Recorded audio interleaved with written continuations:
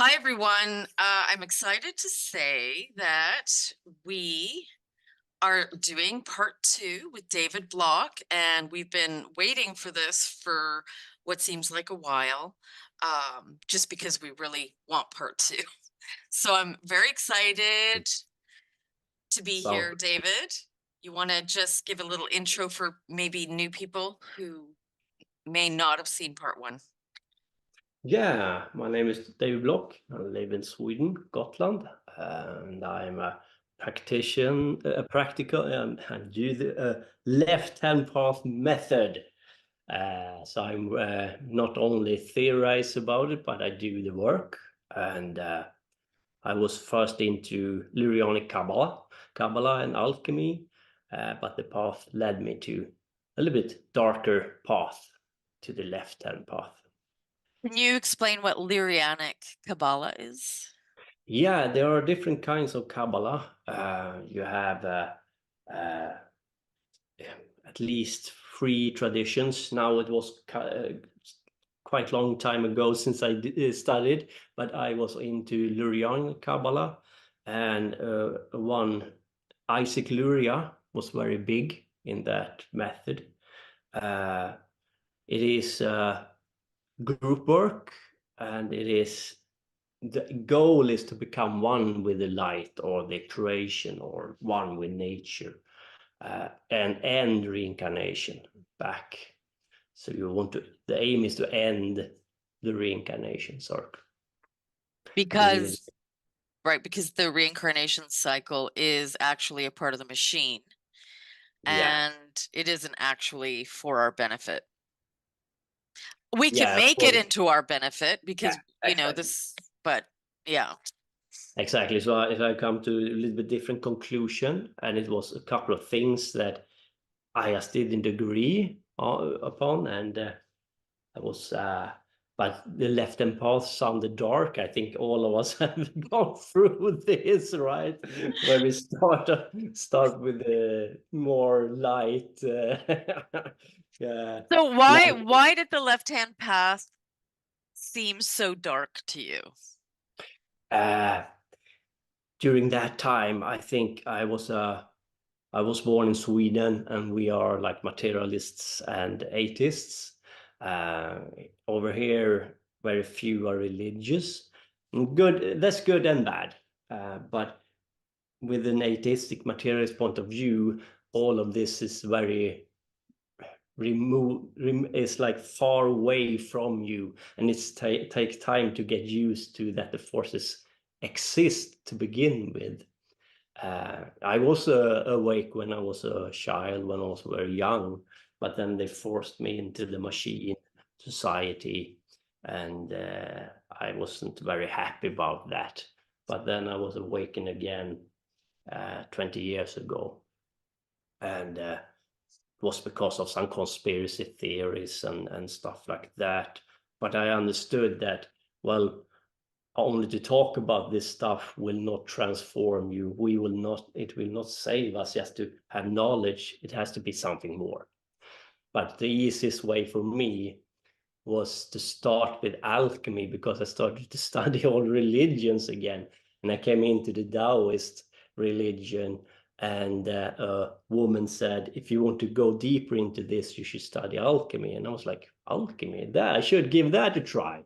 And then you end up there, and then you see the tree of life in the alchemical studies. Like, what is that about? And I started to study that, and I went into the Lurianic Kabbalah, and I studied that for 10 years. But I felt stuck after those 10 years, and I felt like maybe we have been fooled, and that the dark, we should go into our conscious part as well. I feel there is something missing. Very But good, yeah. Yeah. So the dark, I think part of the programming of light versus dark is so that you don't seek all sides and you don't seek the dark within you, like you said, right? Because everything is within us. And that's what I find interesting about the Old Testament and the Bible, because in the Old Testament, I always remembered it was very Yahweh, right? Yahweh. mm, was exactly. very against people studying anything or utilizing their abilities. So it's like, if you're psychic, you can't, you know, you're not allowed to use it. If you're a medium, you're not allowed to use it. You're not allowed to study astrology. You're not allowed to study the arts of navigating the machine, because Yeah, should you, you're going to find out. You're going to find out what this reality really is. And I think yeah, that is something Yahweh did not want. So he made it a sin. absolutely. And I believe inverted Lucifer, Mm, and inverted the entire Eve story, Lilith. I mm, believe Eve is a clone of Adam, and that Lilith was the original prime mm, female. So mm. you just get all these distortions. Yeah, The deeper you go into it, the more lost you feel, right? When you start, I completely agree with you, and I'm going to talk about that a lot in this presentation later on. So yay. this is a great start here, I think. When I started the left-hand path method, I had it very easy to get contact with the spirits, and I was surprised. First, I was afraid, because what does it mean for us human that these forces exist? Because I wasn't materialist and atheist for a very long time, and it's a very comfortable life. It sounds the opposite around, but it is really a comfortable life. You have one goal, do the best of it. You don't have to transform, you don't have to work yourself, live in society, do the best you can. But many people ain't happy. They feel something is missing, and this is for the most part of like a just a wall or a mask. They show to other people that they are happy, but many ain't that happy. So I've seen through all of that, and I come to realize that life is about transformation and evolution. And I think that's the reason why we're here. Or I know that's the reason why we are here. And now you can't go back, right? Now I started this path to work with myself, work with these spirits, the gods, the good gods, right?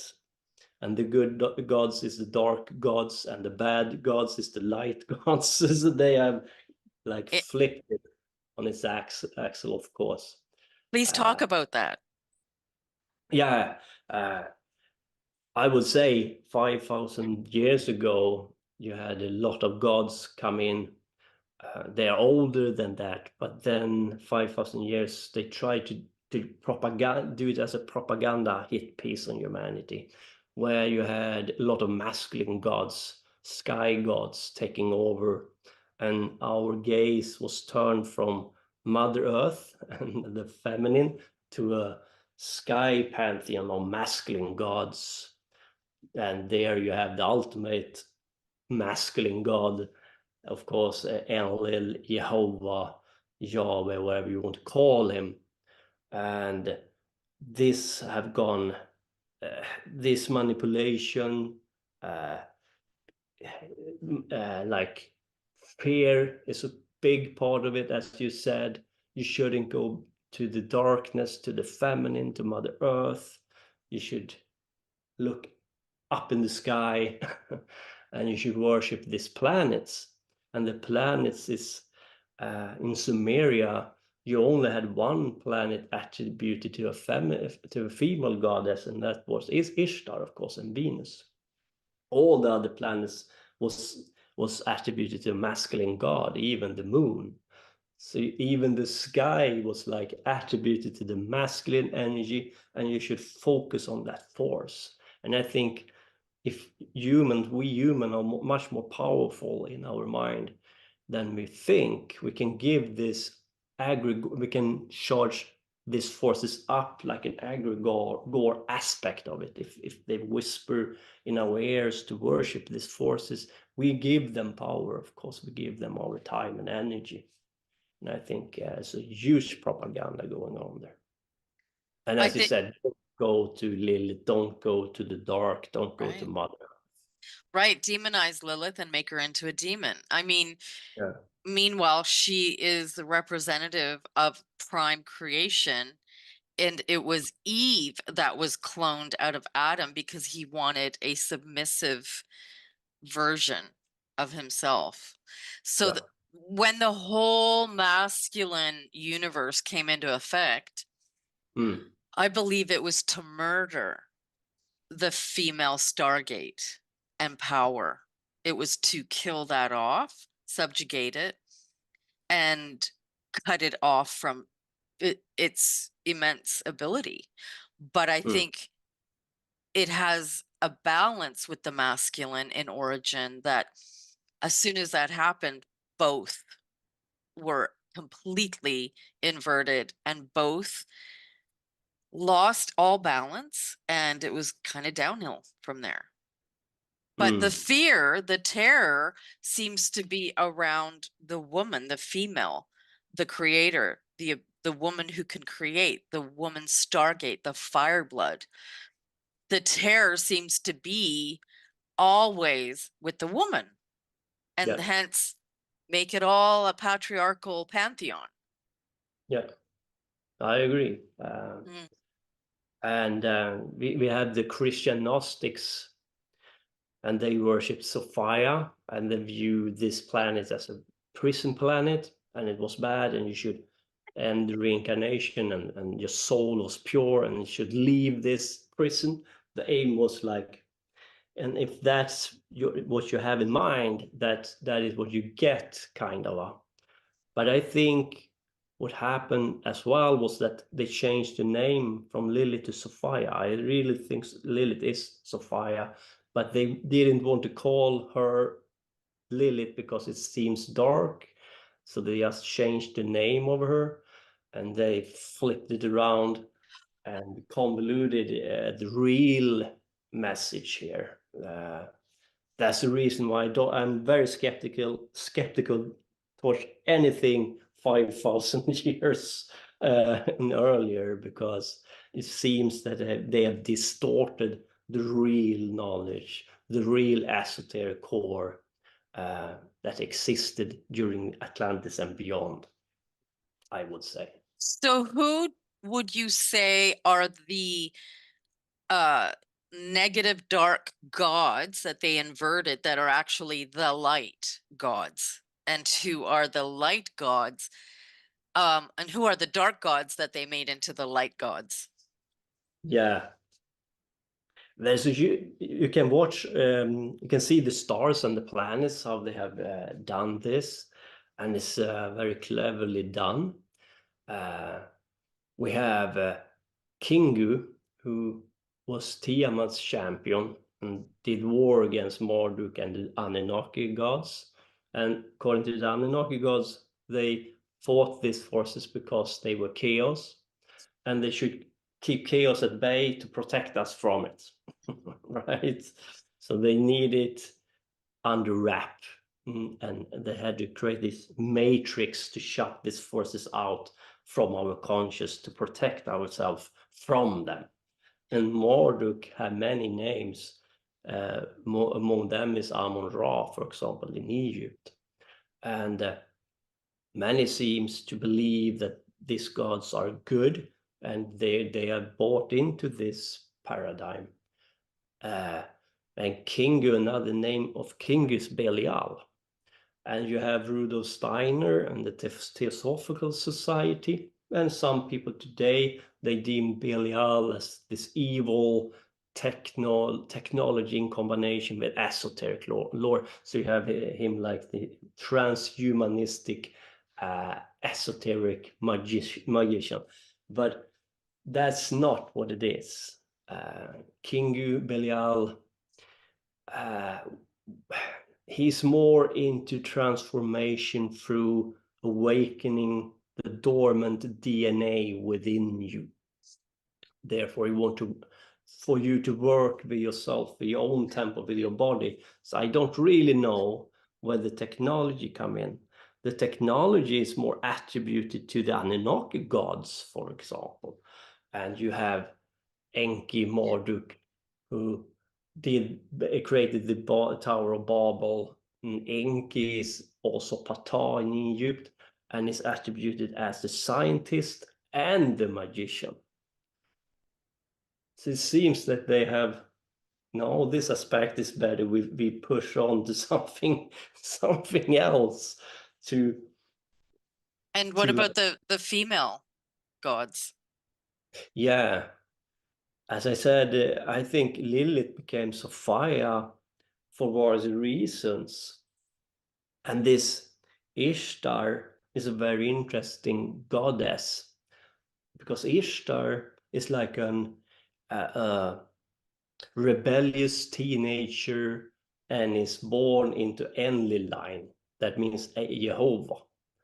And she's attributed witchcraft. So I wonder what they try to say is that she's and she had many, many names. And some of these names seems to be more in line with with the dark forces rather but when the Anunnaki light forces. So I think she's you can call a rebel teenage daughter. You don't really know where you have her. Hmm. And some into Wicca worship Ishtar, of course, and I'm a little bit reluctant to do it because she's still in an Anunnaki and in any line. Therefore, I rather go back to Lilith, Hecate, Yeah. uh, those gods, goddesses, than work with the newer one. Even though Ishtar is a very interesting Yeah. goddess. What do you think Ishtar's original name was before she was Ishtar? Yeah, I wonder if it is her oldest name or not. That's a very good question. But she has many, many names. Mhm. Start This is the problem. They change the names yeah, all the time exactly. throughout the centuries, throughout the um like whatever civilization it is, they change the name to suit the civilization, and Yeah. it's a way to hide it. Um but yeah, I agree with you that before the 5,000 years Mm, would have been when you would get actual real information. And that's mm. the whole purpose of why they had to burn down the Library of Alexandria. Yeah. Any any caches in the world that were left of the original information, the scrolls, it just seemed like there were these disasters that happened to destroy it all. Fires, earthquakes, and it sank in the water, on and on. Mm. Yeah. Yeah, I agree. And yeah, Ishtar is interesting in many ways. She was supposed to marry Marduk. So the idea was to merge two different Anunnaki lines, the Enlil line and the Enki line. And this is the origin story of Romeo and Juliet, isn't it name? Yeah. Yep, yep. But it never came about. So they didn't make peace with these family lines. So it seems in the mythology and the stories, it seems to be a war or a conflict between this line. And there are different ideas what they want to do with humanity. But I still don't trust Enki line either. Some go to Enki line if they are esoteric left-hand path. I go further back than that, even that. And I, Enki is attributed to Sirius, for example. But it isn't technology aspect to Enki because he's the scientist and the magician. So it seems what they are saying, they will use technology to connect to Sirius again. Instead of Dagon, for example. Dagon is an older, great old one, and Dagon is also aimed at Sirius. His star is also Sirius, but Dagon doesn't have any technology attributed to him. It seems to be more if you worship Dagon or work with Dagon, he's saying that your body is your temple and you don't need technology to get in line with Sirius. As soon as this technology come about, I'm a little bit skeptical because that's exactly what you what you see in the esoteric so-called elite, that they use technology instead of their own spirit to go there. Where we can go, they can go, but they need technology instead. Why? Exactly. So why do you, okay, maybe let's get into why Sirius is the goal, and why Polaris stepped in terms of, I feel like Polaris has been a part of the inversion. Yeah, very good question. Yeah. For me, I aim at Sirius. Yeah, So I have a little bit similar aim as the esoteric elite. But as I said, I don't like the idea of using technology to do it. I think that's a very dangerous I thing. agree. And then you have to take a difference between Series A and Series B. It's about masculine, feminine, and so on. What do you want? What kind of a spiritual connection do you want to communicate with? And this Polaris stuff, it felt like they call it the stairway to heaven, and you're supposed to work with this Ursa Major, and the stars in Ursa Major is 7, and you work with the planets and the moon you can see, and these planets and the moon you can see in our sky, like Venus, Moon, Mars, is attributed to 1 star each in the Ursa Major dipper. So you have 7 stars, 7 planets, and you should be in line with this energy and these forces. And these planets in turn is attributed to 1 Anunnaki god. Can it be like instead of going the stairway of heaven, you give away your energy, soul force to the Polaris or these forces? Because I feel the right-hand path is very aimed at this stairway to heaven, and this Polaris go around the Dipper, the Ursa Major go around this Polaris star. Yeah.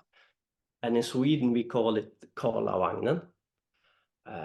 It's a Karl's wagon or a man's wagon. And this man's wagon was feminine, lo and behold, from the beginning, but now it has become masculine.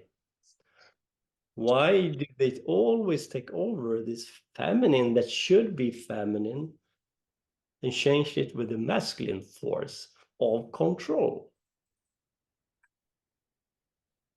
I wonder if that gate is closed, or if it has become something else, like a soul harvest, spark, gold. They came here to mine gold, the Anunnaki gods. For me, mining gold means our gold, our energy, DNA. I don't believe for a second they came here to mine real gold, right? They're talking in symbology, of course. And in this wagon, it's a perfect symbol for mining gold. Right. Take it away. Yeah. And it's us who, yeah, who are the gold. Interestingly, a lot of the Titan bodies I get that have gotten petrified and have created these realms, it's where you get the gold veins. It's from their bodies, because their bodies were filled with gold at one time. I believe we had more gold in our bodies. Yeah. And when the fall happened and the firmament and the waters came down, I think that's when everything changed, and they wanted more iron in our bodies, take out the copper, take out the gold, and that was a way to compromise the DNA. Where do you think Alcyon fits into this picture? Who? Alcyon. Elsion. I don't tell me what is it? Alcyon is it's another star. That I believe to me it's very interesting, but I believe there's a relationship with Sirius. And I do think that the elites, uh, there's something around their belief system also that they're utilizing Alcyon. Because I know that there's one of the dams that they have, there's a lot of their statues that they have, and it's strangely placed in the Hoover Dam.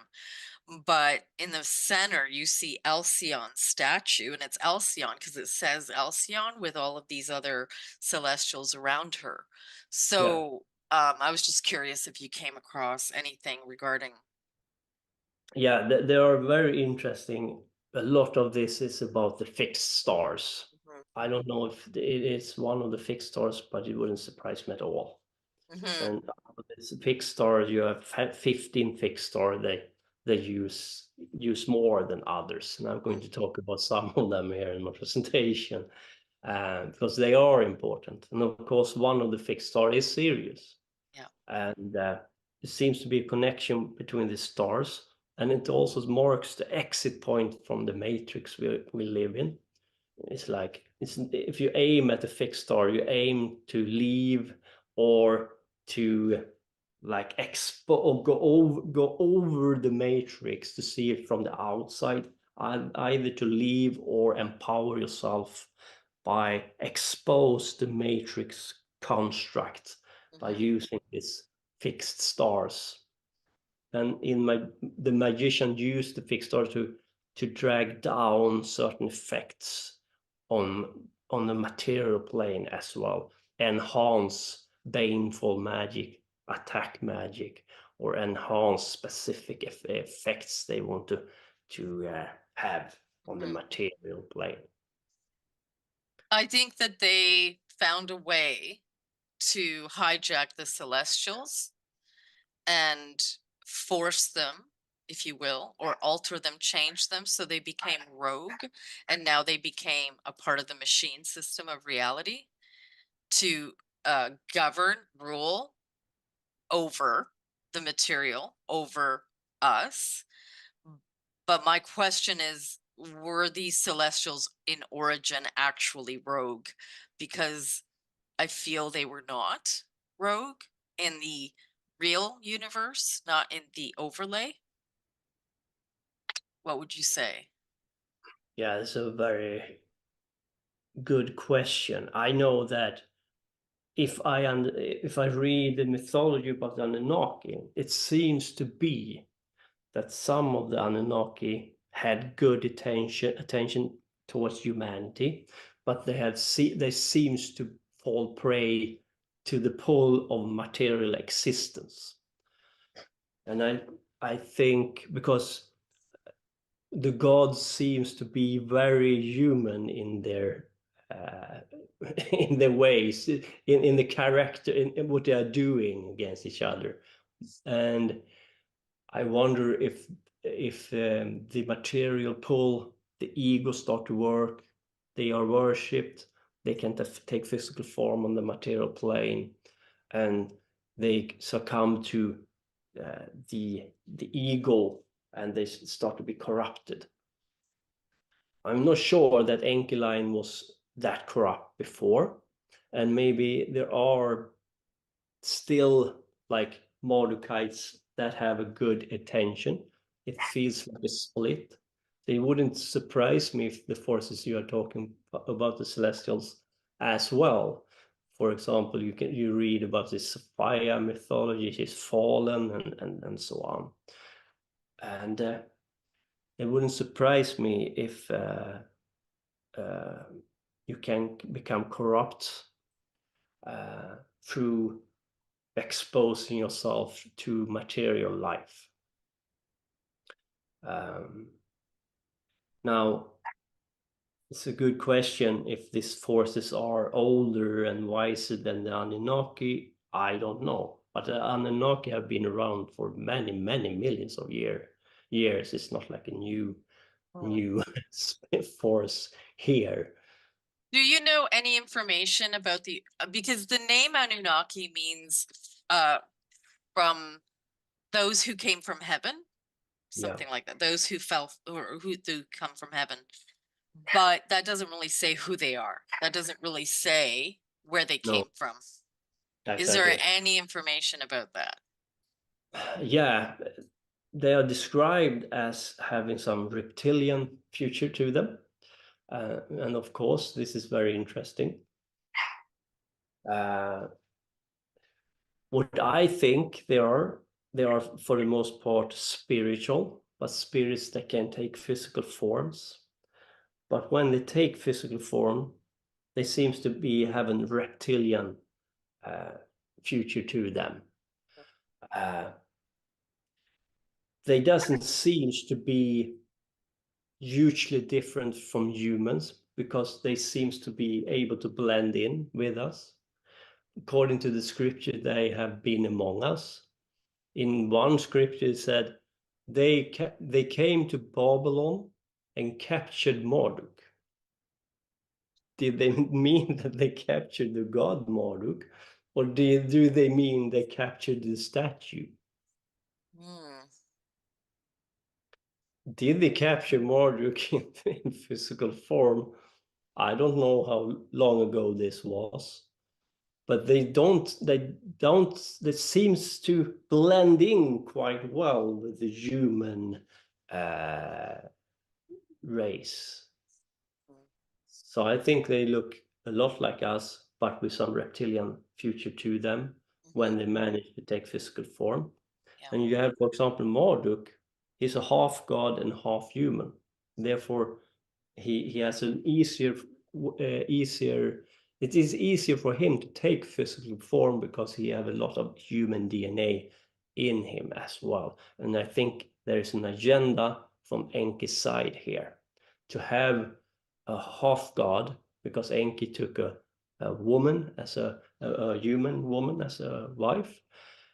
Maybe what he wanted was a Anunnaki half god who had an easier time to take physical form in matter and do his bidding for him.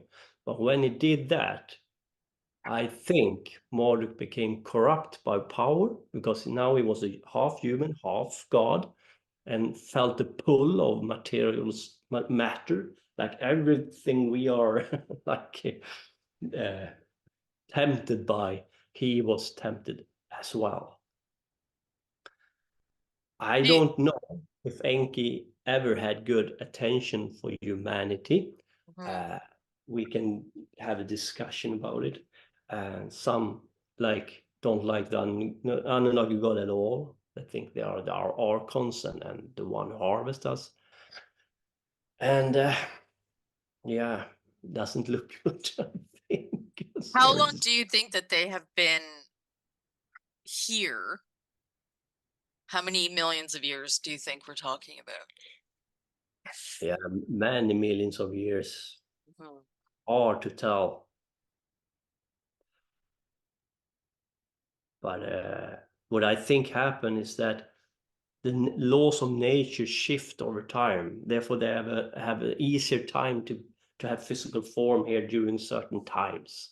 So they have come and gone, I think. And but I think because it seems to find technology and stuff that are you can't explain where they come from. They are very, very old stuff, like Right, 40 million, even more. right.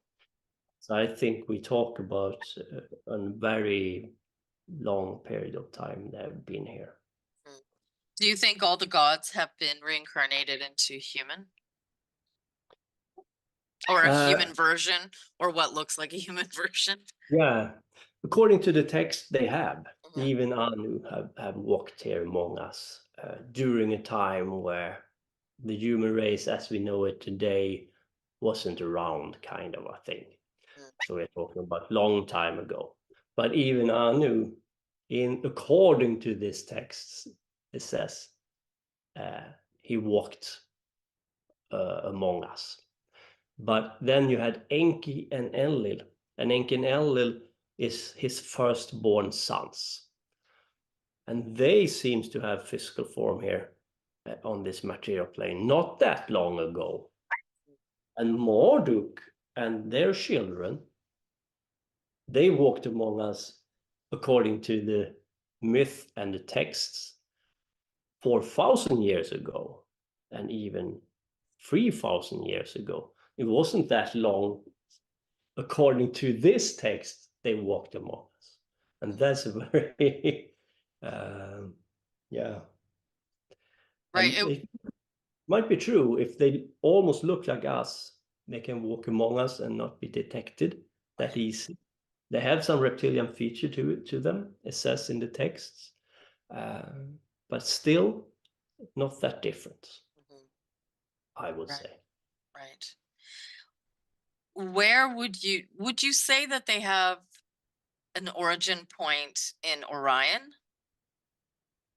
Yeah, there is certain connection with Orion here. And we talked about this with the lights become the dark and the dark become the light and so on.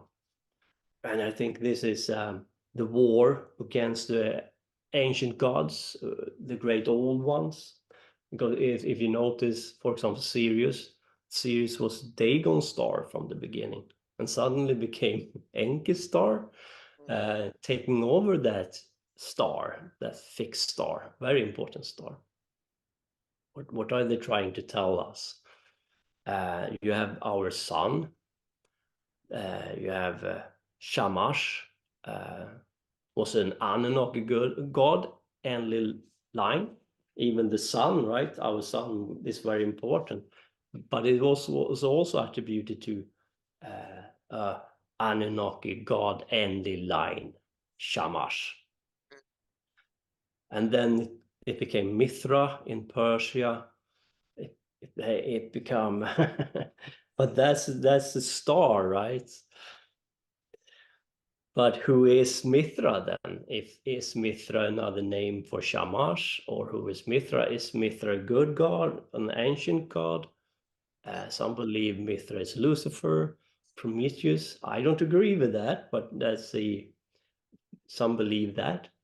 Then you have a shift from Mithra, Prometheus, Lucifer, an ancient god, to a Titan in the Greek mythology, because Prometheus was a Titan, not an Olympian god. Changed to this Shamash, and Shamash is, you have to consider him as an Olympian god.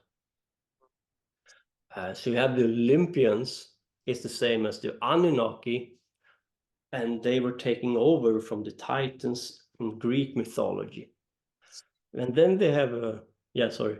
No, you're like, it's exactly what I was going to ask you. I was going to ask you, who are the Titans and where does Prometheus play into this?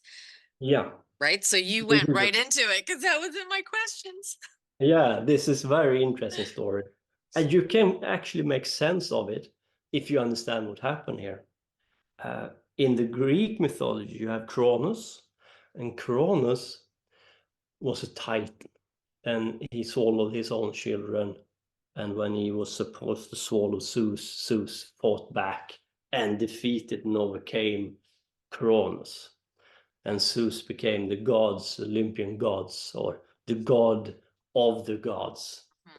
But this Zeus character is also Marduk, or some believe is Enlil. But here is the interesting part. If we understand the Sumerian Anunnaki mythology, then Saturn is not a Titan, but Saturn is Enlil's son Ninurta. So Saturn is younger than the old Anunnaki gods, like the Enlil and Enki and Anu. So what's going on here? Zeus wanted to create order and have control over this matrix we are living in. And he had to defeat Kronos, chaos, time, and bound him and having him restrained. He's a half god. Therefore, he knows when he do this, he will also feel the pull of matter, because now he has closed off the skies into this matrix, and he himself is within this frame, this matrix. And because Ninurta, Saturn, working for Enlil, that is the force that will start to work on Zeus Marduk. So he will be start be programmed by Enlil line, because Enlil line will take over the position of Marduk, Jupiter. So Enlil is Jupiter, Enlil's son is Saturn, and Enlil's son Saturn is Jehovah. This is Enlil is Jehovah, but it is Jehovah's son Saturn Ninurta that is the demiurge. So you have that Jehovah and his son demiurge controlling, taking over this matrix. So even though Zeus, Marduk have them bound, they know it will come a time when these forces start to take over the matrix. And Zeus, Marduk knows this, and that's the reason why I think Enki want him to build the tower, the Marduk Babylon tower, to reconnect to Enki, to Sirius, to open up the matrix in order for him not to become Bound. fallen, bound force under Enlil's rule. Interesting. So he knows his clock is ticking, but he has a plan to connect to Enki for technology, to open up the skies so he can leave and not become prey for these forces, because later on they will take over. And right now, of course, there is Enlil, Ninurta, Saturn that rules the demiurge, had taken over this matrix from the Marduk Enki line. Right. So by creating this, they bound themselves. Yeah. And now they're wanting a way out. Yeah. And now you see the elite part of them try to open up the skies again. And I think it is the corrupted priesthood of Marduk who aim to do it with technology, because Enki, Marduk's father, is the magician and the scientist. And you have his machine in nuclear plant based on water, right? Nuclear plants is just a steam engine. It's technology based on water. And you have heavy water. They do atomic bomb with heavy water, and an atomic bomb rips a hole in the fabric of space-time. So it's Enki's technology that tear a hole in Enlil's demiurgic matrix. And, you know, if that succeeds, let's say, what would be the result for our universe? Yeah, I think they are very close to open up the skies again, and I think the cracks is already showing. And I think for them, they need to control the forces outside, because you and I, if we are prepared for this influx, we are like a battery. If we work with our temple and make this battery bigger within us, we are going to take in these forces within us. When they open the skies, we can be free as well.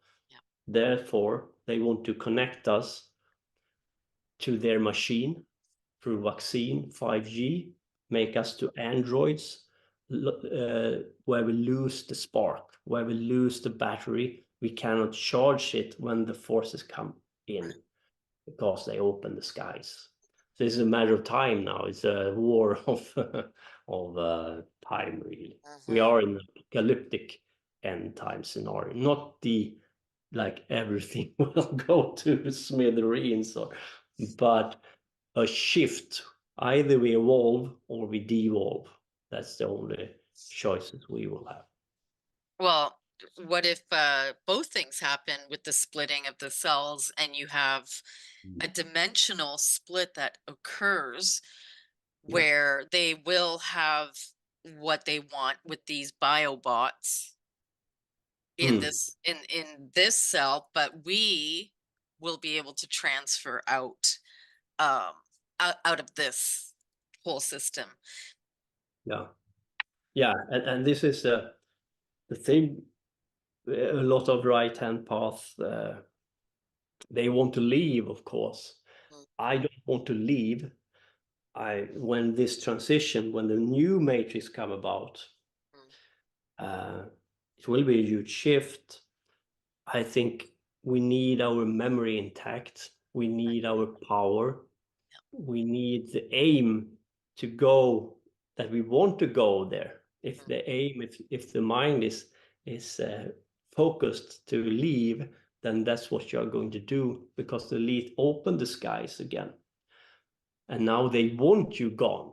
They want you to leave, because otherwise, why should they kill off 80% of humanity if they come back again? There's not any logic in that.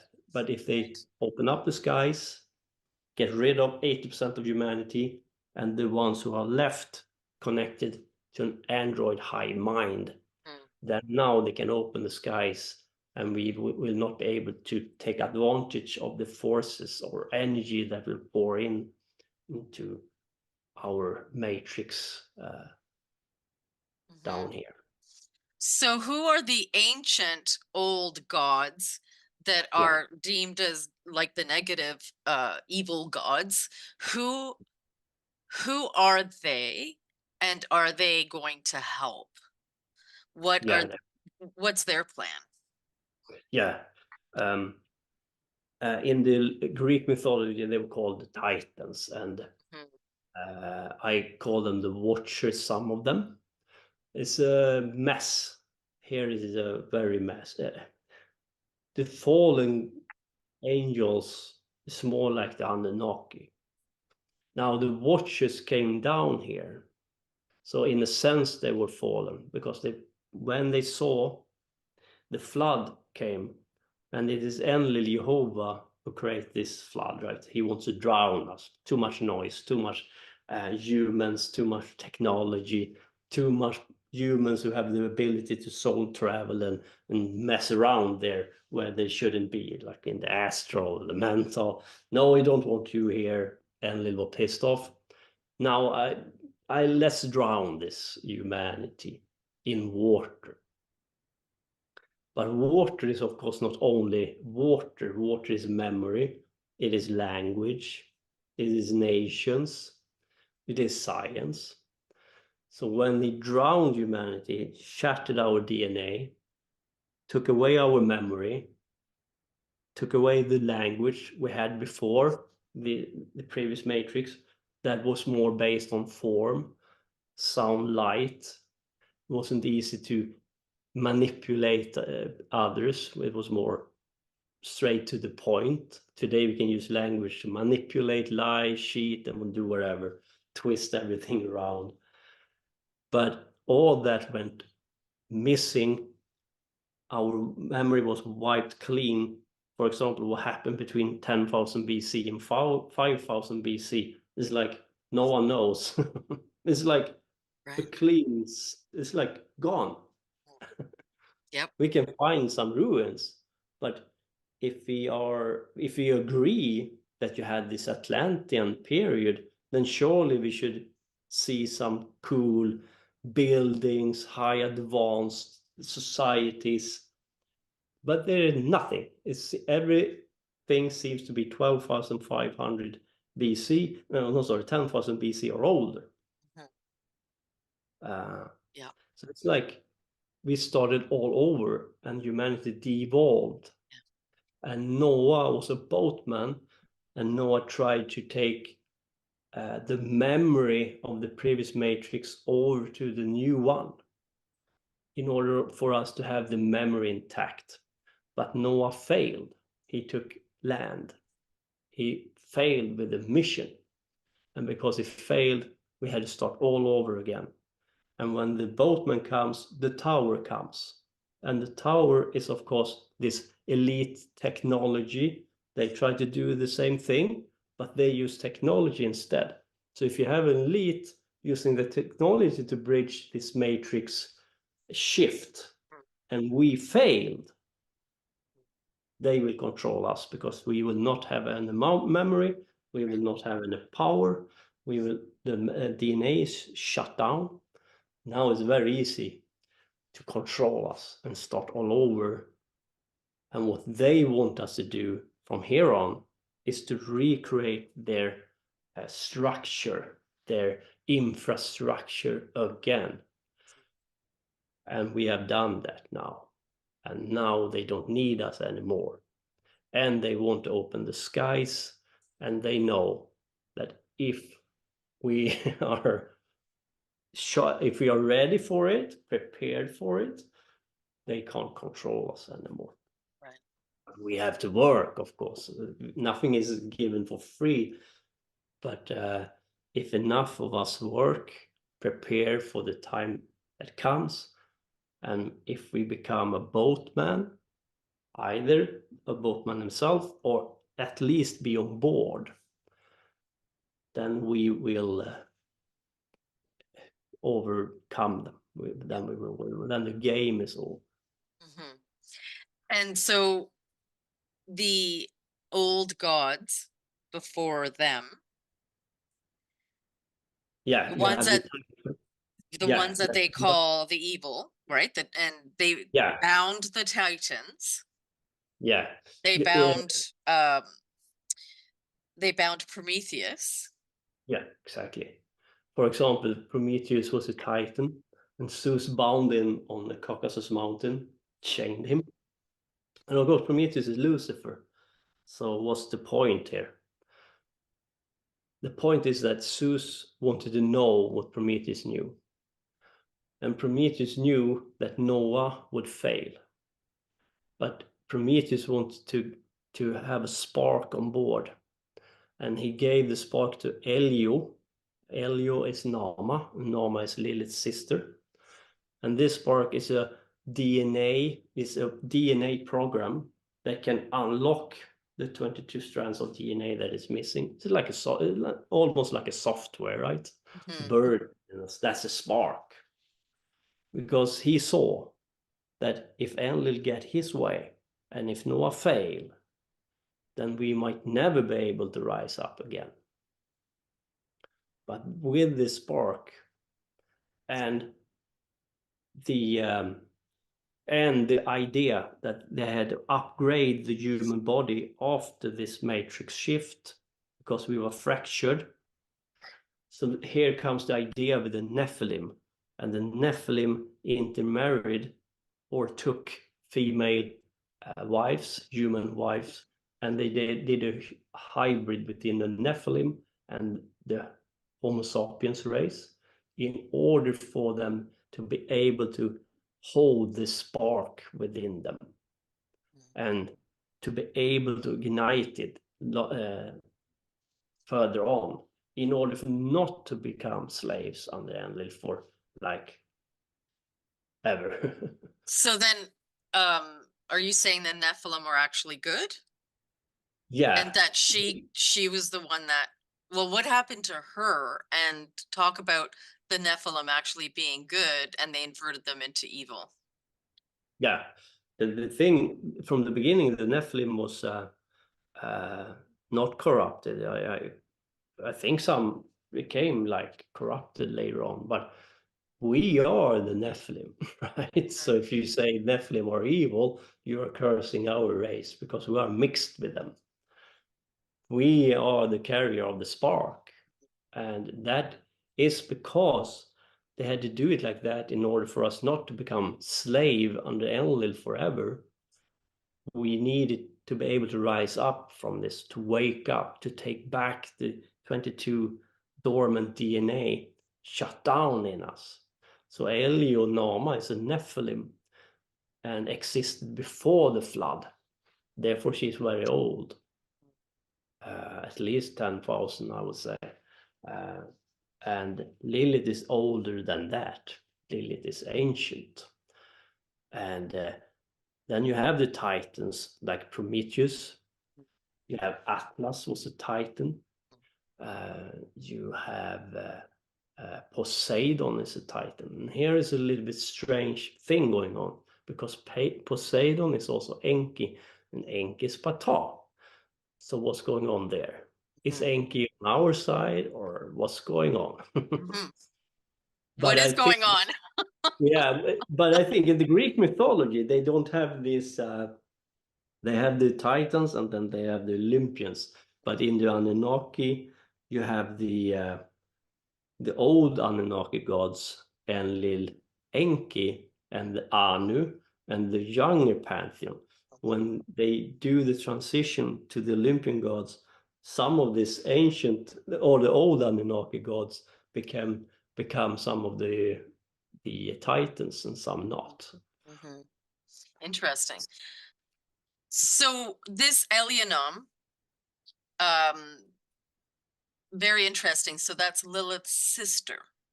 Yeah. And so she mated with who? Yeah, they don't say it's specific, but they used her Mhm.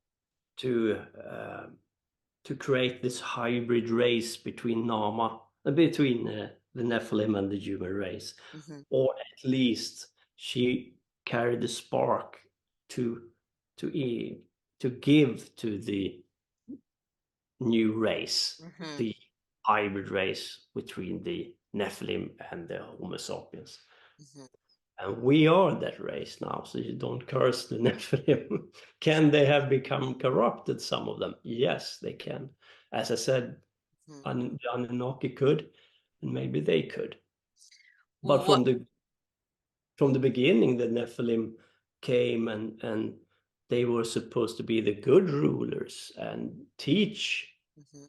us how to be a good ruler. And all of this has been, of course, turned around against us, and the Nephilim are evil, the fallen ones, raping women, and so on. That's not what's going on. Mhm. So what's the difference between the Nephilim and the fallen angelics? Yeah, the fallen angelics, the Watchers, was the one who helped to place the spark within this new race, I would say. There's a huge connection there. And I also think that the Anunnaki was like mixed into this as well, because we can call Marduk a fallen angel because I said he's became corrupt and so on. Mhm. What are they talking about? This is very hard to yeah. I think in the Bible, in the Old Testament, it's a lot of propaganda going on. I would agree. Yeah, so I think the Nephilim is considered to be fallen angels sometimes with the Watchers, Mhm. but they are not really the exact. They are not the same, but they are the same force. Mhm. And the idea here is to save humanity under the oak of not become slaves under Enlil forever. Right. And of course, that was Prometheus. Prometheus saw that when he was chained on Caucasus Mountain, and Zeus wanted to know what he knew, because Prometheus could see in the future, in the past, in the metaphysical, and in matter, because he was a Titan. But Zeus was a half god, Marduk, and he didn't have that power. But he wanted to know what Prometheus saw. And Prometheus saw that it will come a time, it will become a time, and that time is now, where this race we create will ignite with this spark and open up the 22 dormant strands of DNA within them and start to take back our birthright. And we will not be slaves anymore. And we will And take down the machine. yeah, and we will take down this machine. And of course, Zeus wanted to see and understand what he knew. So they used Prometheus, and this is the people can't wrap their mind around this. The elite say, well, we worship Lucifer. No, they don't. They worship the bound part of Lucifer. And they can take out information and knowledge of Prometheus, Lucifer, about technology, because they don't have the spark, they don't have the soul we have, but they can use it for understand technology and like create more and more powerful technology. Now, if you think about it, from Prometheus, Lucifer perspective, then in order for us to be free, they are doing our bidding, the elite. Because when they open the skies, and Lucifer, Prometheus help us with the spark. Mm-hmm. It's more on our side. They use force to have some knowledge and use for Prometheus. That you don't treat a friend like that. Mm-hmm.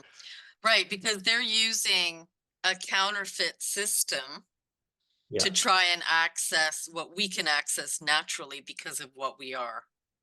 exactly. So, yeah. They have Now, lost. yeah.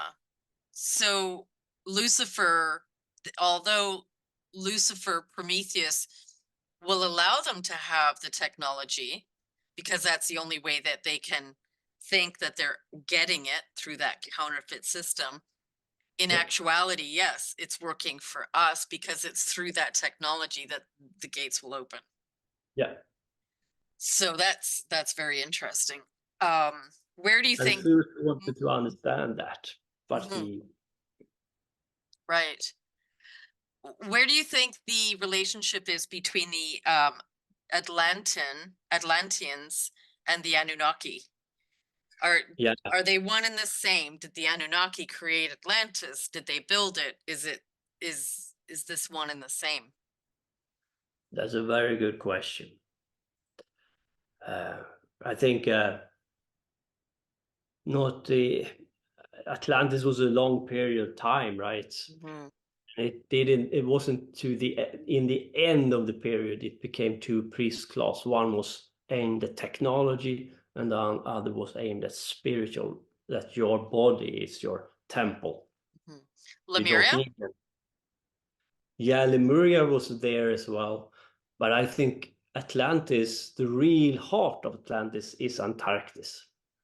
It is Atlantis under ice, Mm-hmm. and I think it's about water memory. It is under memory, a forgotten past, because ice is water. I think that's the reason why the elite are there. I think it was humans who started Atlantis. I don't like the idea that take away our ability. When we do the right, we can be very powerful. Mm-hmm. Mm-hmm. But I think Atlantis was infiltrated. Right. And I think it became a matter of technology versus spirit, like doing it through spirit. And we have the same struggle right now. We have gone full circle after the collapse. And according to the Theosophical Society, of course, Belial was this technology evil side, Mm-hmm. but it doesn't make any sense. Mm-hmm. That seems more like the Anunnaki. So I Right. wonder if this is a propaganda hit piece to hide the fact that it was a part of Anunnaki family who was the technology driven part here. Mm-hmm. And therefore, it would have been the Anunnaki who hijacked Atlantis. Yeah, I would say so. Mm-hmm. It seems so because you have Dagon, for example, in the series I was in talked about before, and Dagon doesn't talk about technology. Right. It's more like do it through your go into yourself. Mm-hmm.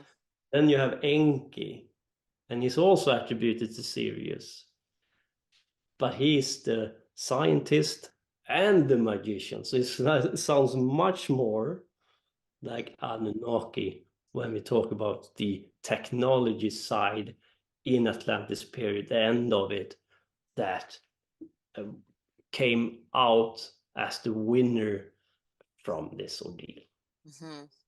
I would say. Do you remember the Dogon in Africa Yeah. who wrote in their caves all about the Osiris?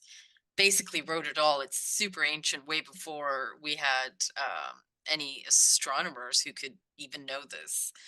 Yeah. So what it seems to me that they're the keepers of the ancient knowledge and the ancient God. Yeah. Yeah, that is very interesting.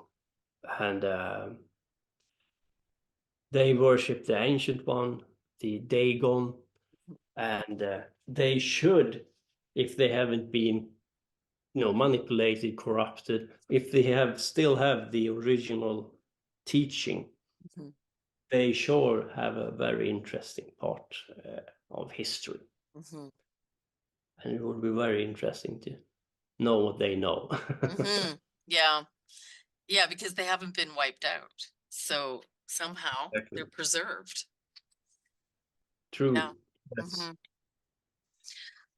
So And where do you see us going with the 22 strands that have been dormant? Where do you see us evolving when we're being hit with so much dirty technology to completely, absolutely render us incapacitated? yeah, this is this is a hard time we live in because of all this technology, and people get attacked and harassed by this, and it's very hard to focus on what you should do. People are very distracted, Mhm. and yeah, I mean, I foresee these energy waves that are going to enter to help us. So even though that they're accessing or they're wanting to open the sky with technology, I see these new particles coming in that are working with us through our DNA and basically waking us up, waking the DNA. And so we're able to access more. hmm. I mean, do you see Yeah, anything like that? yeah, things are happening for Yeah. sure. More and more people wake up, more and more people see and feel these forces. Hmm. I think it's easier for us to get in contact with the watchers, with the ancient gods than ever before. At least I feel it. Uh, and I think we are in an end time situation for sure. I think what you should do to work through this technology, you should have your temple set up and withdraw into your temple and start to work with yourself and go within. The only way to wake up, according to me, is to uh, I mean, there are different methods. Sure, you can aim to leave and go away. Maybe you can achieve what you are aimed to do. For me, I like to think that we have to go within into our unconscious, the darkness. We have to go back to the feminine, to to Mother Earth, to the womb, where the light doesn't touch you because the light have been corrupted, manipulated, and aimed against you. I don't see anything true anymore in the light, if I'm going to be very rude. Hmm. So I think what you should try to do is to go within, right? To work with the chakra, Kundalini awakening is very powerful. And with that, you will start to have more better cognitive abilities like memory, uh, be able to focus more. And we need that badly because we are Right. getting poisoned with the food, with the water, energy, 5G, and all of that. And that I can promise you that if you do the right method, go within, have a good temple set up where you can work with these forces, because sometimes we don't see how the journey should start. But if you put just one foot into the darkness, to your temple, to the womb, Mhm. to go back, you are on your way. So Really. when you say set up a temple, what do you mean by set up a temple? And when you're setting up a temple, even when you're dealing with these old ancient gods that are before the techno gods, Isn't that also a part of the demiurge? Isn't that also a part of the matrix? Isn't that also a part of the archetype prison containment system? Isn't that Yeah. all essentially a, so this is sort of the thing that I come across, is that Mm. are you binding yourself again to some other Yeah. system of, Evil. yeah. Yeah. Some of our ancient god became trapped in different moons, Mhm, even here with us. I view Lilith as a fallen Sophia. mhm, I think that mythology is about Lilith. mhm. I do And too. yeah, great, because this is very good. If yeah, because I think Lilith chose to fall here with us in order for us to be able to go back to her and go back to the darkness, to the womb, and unlock forces and power within us Mhm, in order for us never to be able to be trapped here. And right, without a spark intact, Lucifer sent the spark with Lilith's sister, with Aelon. And we are talking about women, gods, and God. All these women mhm, are like defeated, or like, lies upon lies. mhm, For me, it should start with the feminine, with the darkness, with the womb of Lilith, mhm. to withdraw into the darkness again, Yeah. because this is all about manipulation and lies and deceit. Mhm, I'm not meaning that the masculine is bad, we need that as well. mhm, But the start is to go back to the feminine, to the darkness. And to start with Lilith is important. If you go to the Cliphotic tree, then Lilith is the first goddess you should work with. mhm, And we have more ancient gods on our side, like Azazel. mhm, And Azazel has stated that I am trapped within one of Saturn's moons, Mimas. Now, Mimas is an artificial moon, and we can view these gods and goddesses as plasma, and it is intelligent plasma.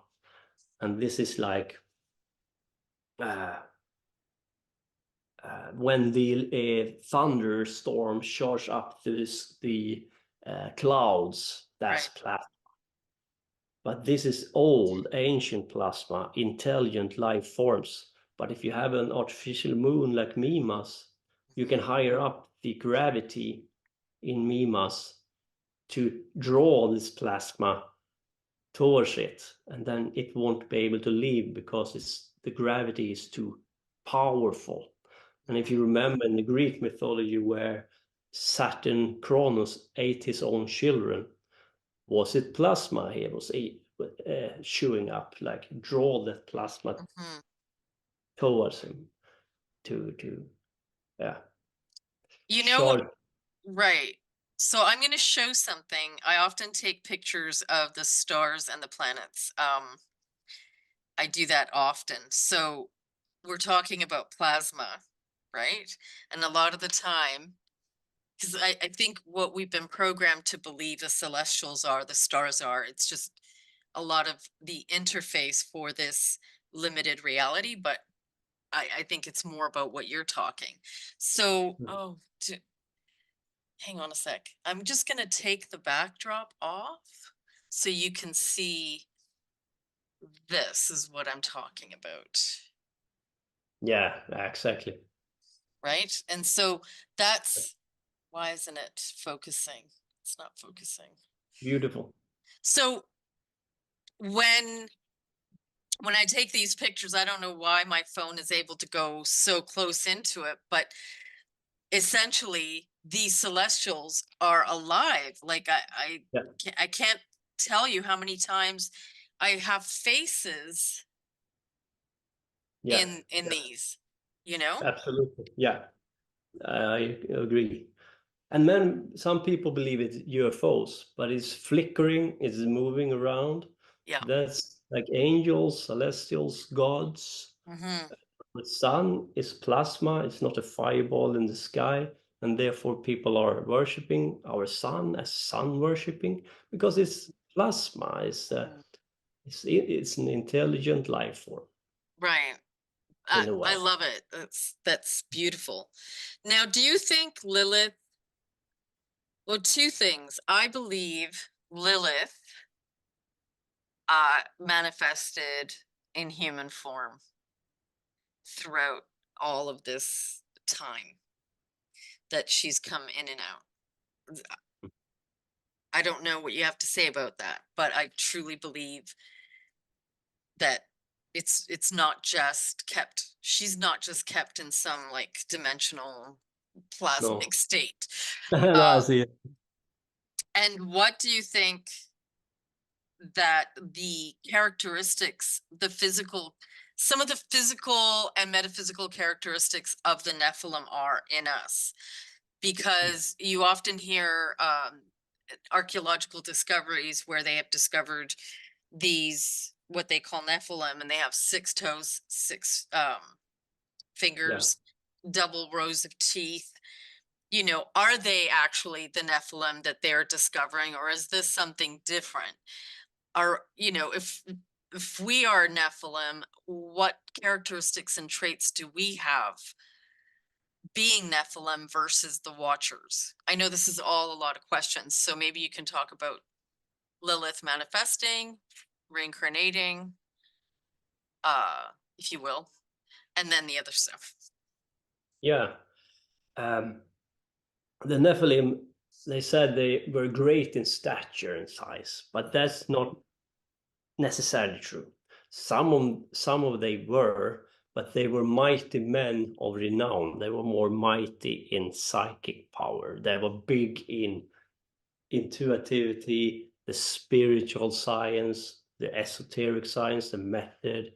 They have had abilities Mhm, like soul travel and so on. They were mighty men.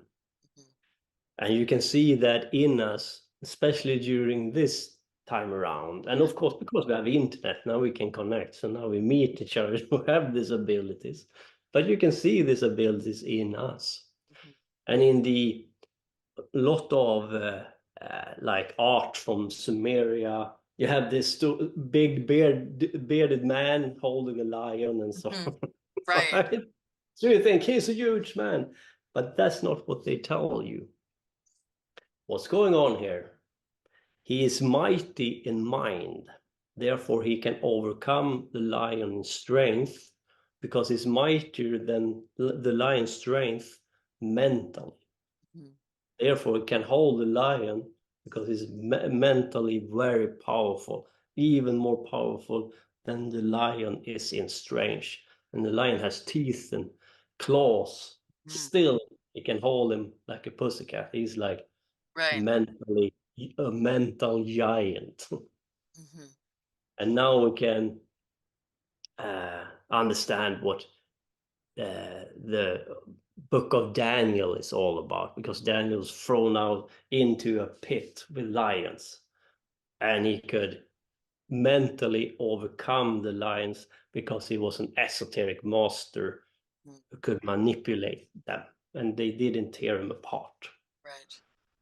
And you can see the strength in some of us. Some of us have much easier to have result when we do method. We are born with abilities to feel energy, to be able to leave our body, to some people are more gifted than others, let's Mhm. say. Right. Now, I think most people can learn, but some are more skilled and have an easier time to learn it. Mhm, And this Nephilim race who intermarried with us, of course, we intermarried in turn with other uh, races, of mhm. course. Right. But I think, and this is like you shouldn't talk about it for some reason, but I think you can see there are huge difference between people and people, Mhm, and between different races of people. mhm. For example, the white race, they like to travel, and when they travel with the boat, like the Vikings, they came to America, called it the Vineland. They tried to get hold of the land and have a colony. They didn't go back and forget about it. They wanted to be there to get hold of the land. They were explorers and was expanded. If you view the black race, they don't travel around and try to get hold of colonies and so on. The Chinese traveled to America 1450 something, but they just left. They didn't try to colonize it, even though they had better technology than the Vikings, have the better opportunity, bigger boats. No, they went home, and then the Chinese shut down this exploration. You only see this in the white race, the expansion and the willingness to colonize and explore, curiosity. So we have that expansion in us, and we also have the spiritual aspect of us. Now, the black race are good shamans and have their tradition for sure.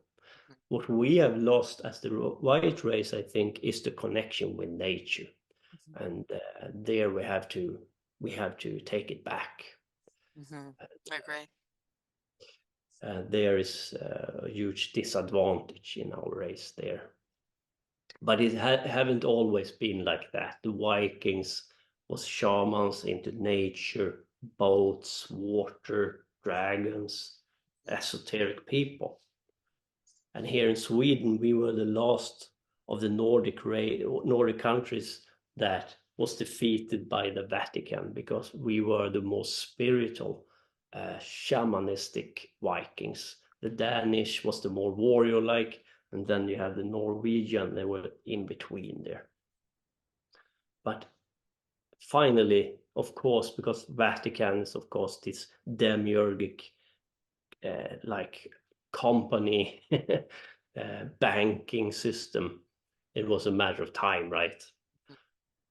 But for example, where I live on Gotland, we have a church 5 minutes walk from my home. And it's from 1100, that church, and they still have the ruins there, because it was a period. So they have ruins in the church. So they have a period where it was an overbridging between the esoteric Asa belief and the Christianity. That's fascinating. Yeah. So who do you think these bodies are of these, quote, what they call Nephilim, that have double row teeth, 6 digits? Who are they, and who are the giants? Giant bones all over the world, ginormous. Yeah, exactly. Who are they? It's crazy, right? I wonder if a huge genetic experimentation have taken, like, if they are genetic created, or some of them seems to be in the Asa belief. You have the giants, you have the war between the Asa gods and these giants who are chaos once more. Or like in the Easter Island, they have this big stone heads. And one lady I knew said there is a connection between the Easter Island and a lake in Sweden. I was like, what do you say? And more people than her have discovered it. So it seems to be like nodes on this planet who are like portals or stuff like that. Yeah. Something very strange. Well, it's believed that Easter Island is what is a remnant left of Lemuria. That it's a piece of land of Lemuria that didn't go down. Yeah, sounds plausible. Yeah, interesting. So we've got but I think the giants there, what I think happened after the period of Atlantis, I think there is more to it than genetic manipulation. I think the genetic manipulation is a thing, but I think there were real giants here.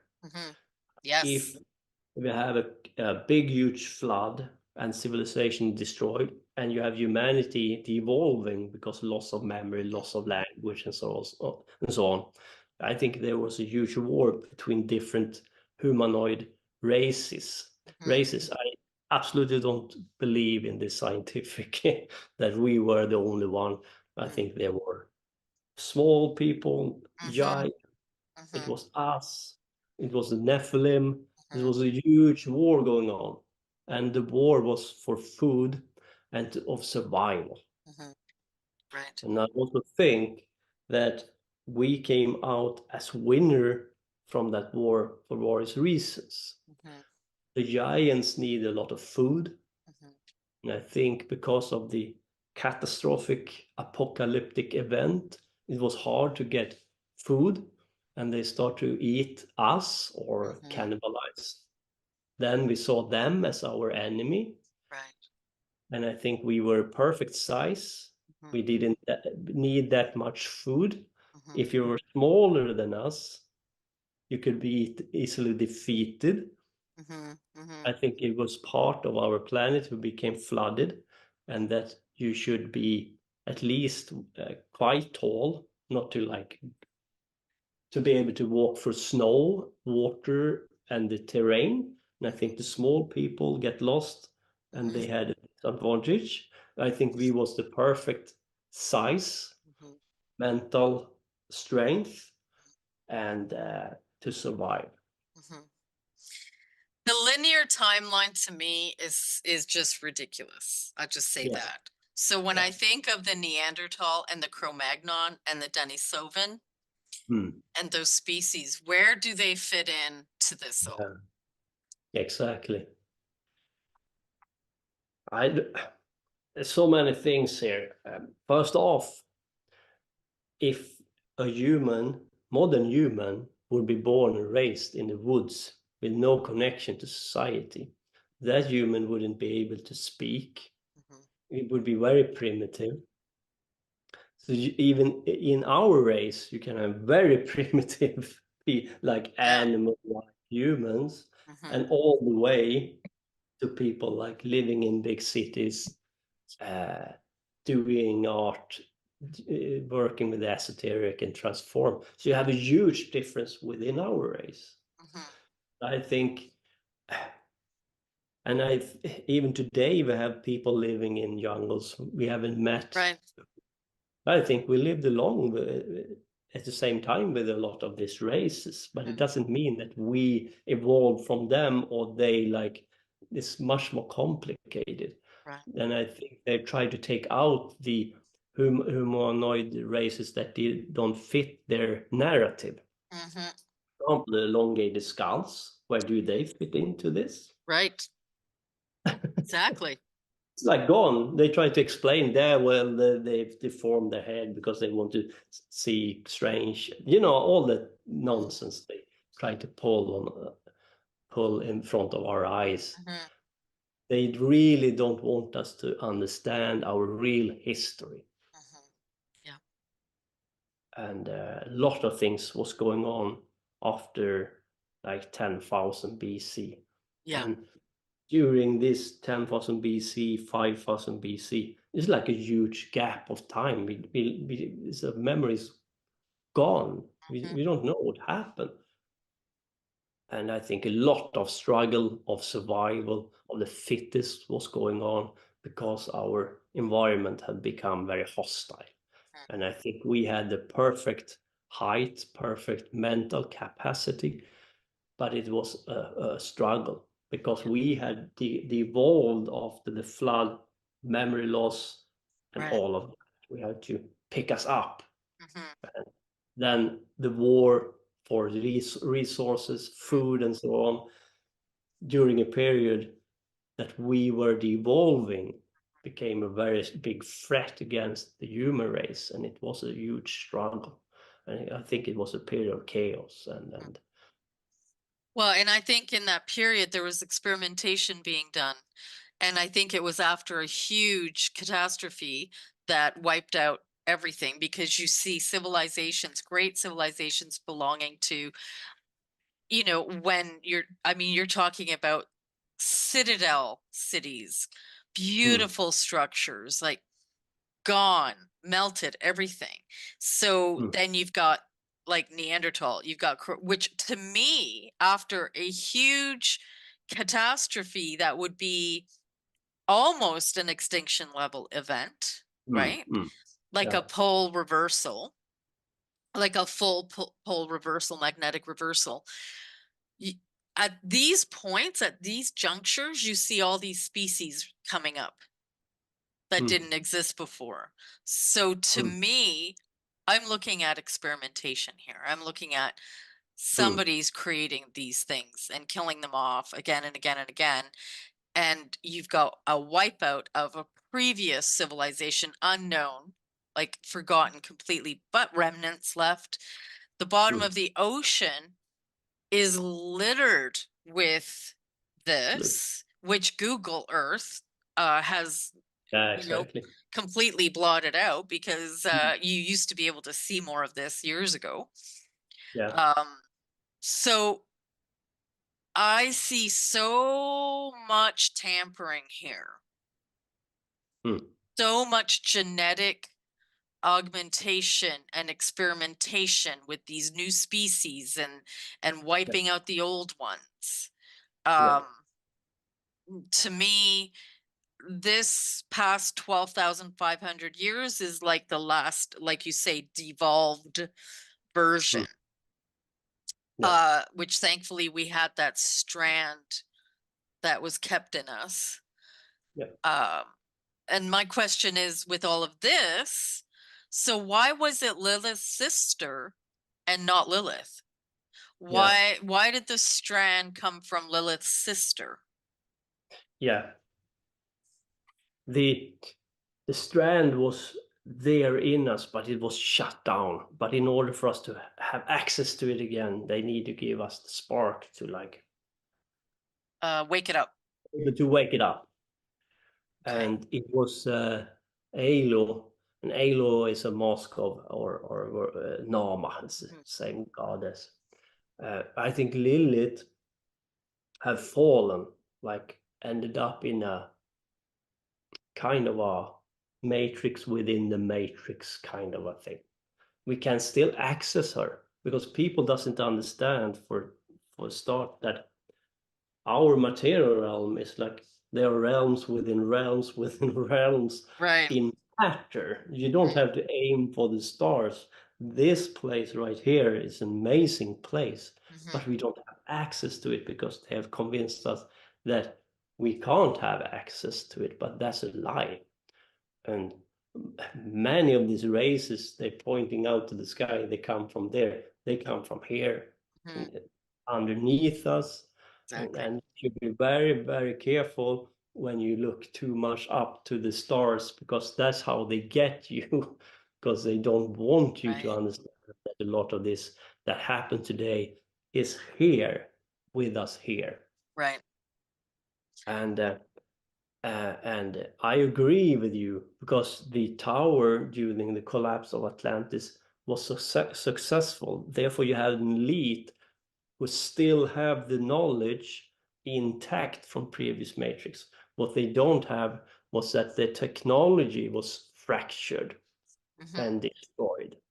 Doesn't mean all technology. For example, if they see this apocalyptic thing coming about, they could flee down in tunnels with some technology to have it intact, and they can, maybe they can't connect the infrastructure in a global way, but if they have enough tech going, they can like have weapons they have saved.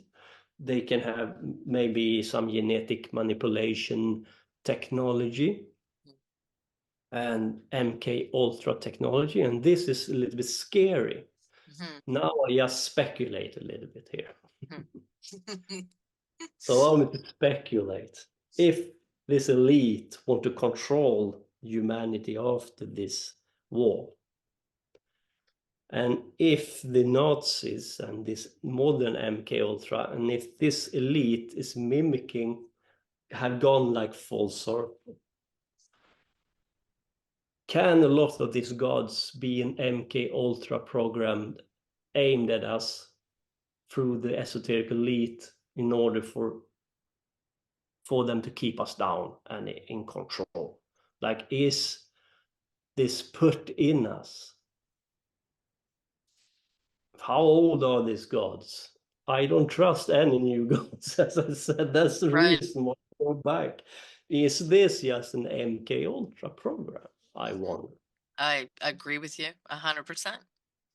Hmm. So there, Lilith is one of the old gods. Who are the old gods? Like Lilith is one. Lilith, we have Dagon is another. Prometheus, Prometheus. we have Atlas, Atlas. Yeah. and you have many more. The great old ones in Hopi Lovecraft mythology. There you find some Cthulhu, for example, Cthulhu. So this is of course like a family of gods. So it's not like one god. You have Right. Belial one, and Belial's old name is Kingu, and you have Tiamat, and Kingu was the champion of Tiamat, of course. So you have a lot of feminine dark force here. You have the masculine gods working for the feminine. You see, they're twisted around. Right.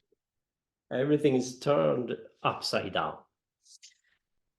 And I'm very, I go back to these titans, ancient gods, the great old ones, because I'm not sure, maybe the rest of them are like an MK Ultra program. For example, if you have this technology, if the elite manage to have this technology intact after the fall of Atlantis, and if our mind is very powerful and we can create an egregore, if we focus on it enough for people to focus on this, and you have a plasma, you have the plasma behind Mars, for example. Then you say you should worship Nergal, who is Mars. You put this MK Ultra programming in a lot of people. They start to charge up this plasma with their own thought pattern, and make the egregore just builds up like a huge, god. Exactly. And then it becomes a god, Yeah, and then it becomes a god. like Yahweh. Giving away all our power. We have created our own prison. We have created the archons through an MK Ultra Yes, whispering program in our ear. exactly. And I have to ask, is it what's going on? Because that would explain a lot of things. I think that's exactly. I think that's the parasite logi, the parasitic infecting agency of the interface system here. I absolutely would agree with you. So if we are the Nephilim with the spark originally of Lilith and her sister of the prime creator, who are the elite and what are they? Yeah. Because they don't have this. So who are they? Yeah. This began long time ago, and the war was between the Anunnaki gods, the Enlil faction and the Enki faction. And the Enlil faction won this war. And in this Enlil faction, you will find Inerta Saturn. And Zeus became fall under Enlil and Inerta and become this fallen angel, or whatever you want to call him. That's the reason why Agent Smith in the movie Matrix says, I got to get out of here. I need the key. I can't stand this zoo. Because he was trapped here with us, right? Right. Yep.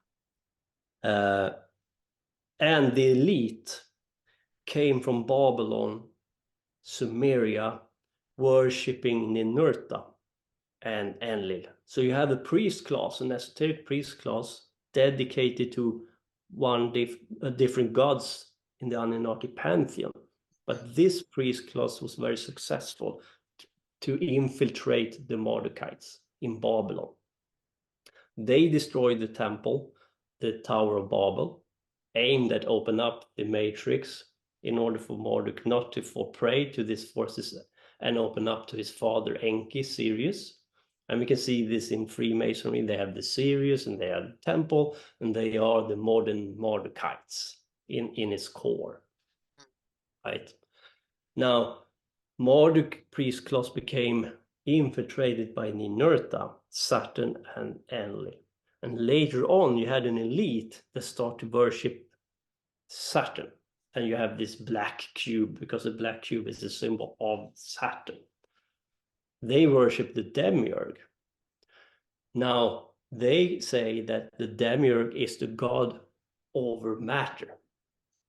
So we worship the god in this material reality. Because we have lost our spark. We can't go back to source. And if we can't go back to source, or if we can't use our spark to transform, then let's worship the god of this material realm. And that's the demiurge, that's Ninurta, that is Enlil. And that's the reason why you see black cubes. That's Everywhere. the reason everywhere. And if you are a very dedicated priest class of Ninurta, you give up your soul, you sacrifice a soul to Ninurta. And then Ninurta, Saturn, bounds you to that current. And through that process, they get the gnosis of Ninurta. That means more power in matter, because Ninurta Saturn is about matter,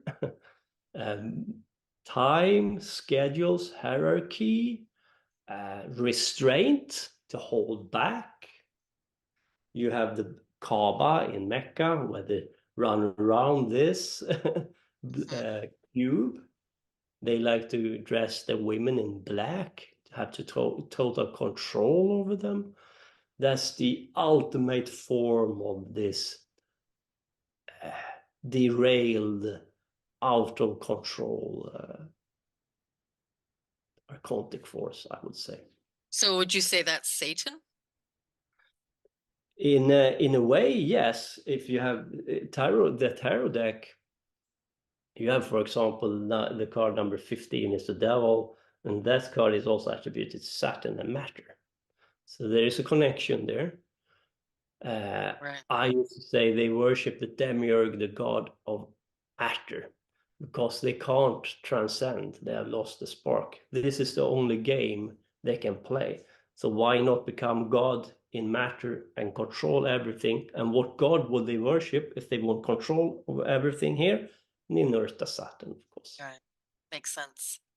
Yeah, that's the god they go to. And this banking family comes from there as well. And banking and money, control, keep us busy, working for the machine. We are supposed to work and die, wait for Jesus or wait for wherever, or we are only animals in a zoo and do the best of it, work for us, and then you die. That kind of a attitude. Okay, so how do you think the celestial planets play? Because they're each taking a role in how the machine works, how the simulacrum functions here, and each of them, to me, has been designated a designated power of influence, of control, and of reality making here. So how do each of these celestials work here in the mechanization of reality and, within this containment system? I'm wondering if we can take a 5-minute break and then come back to that question. Yep. Okay. So with the celestial planets that are bound and forced to do the mechanizations of this containment system, what would you say about each of them, like Mars, Jupiter, Saturn, Uranus, Neptune, Pluto, Venus?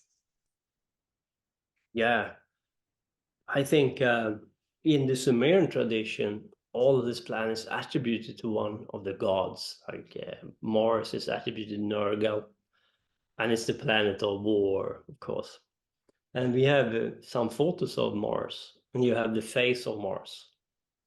And Right. one thought it looked like Zeus' face, and Zeus is Marduk.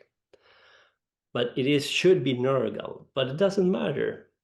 And what I think this planet is all about is they are archons because we have given them this attribute and our worship and a name of an Anunnaki god, and then our focus, we start to focus on them and give them power, recharge them up, I think.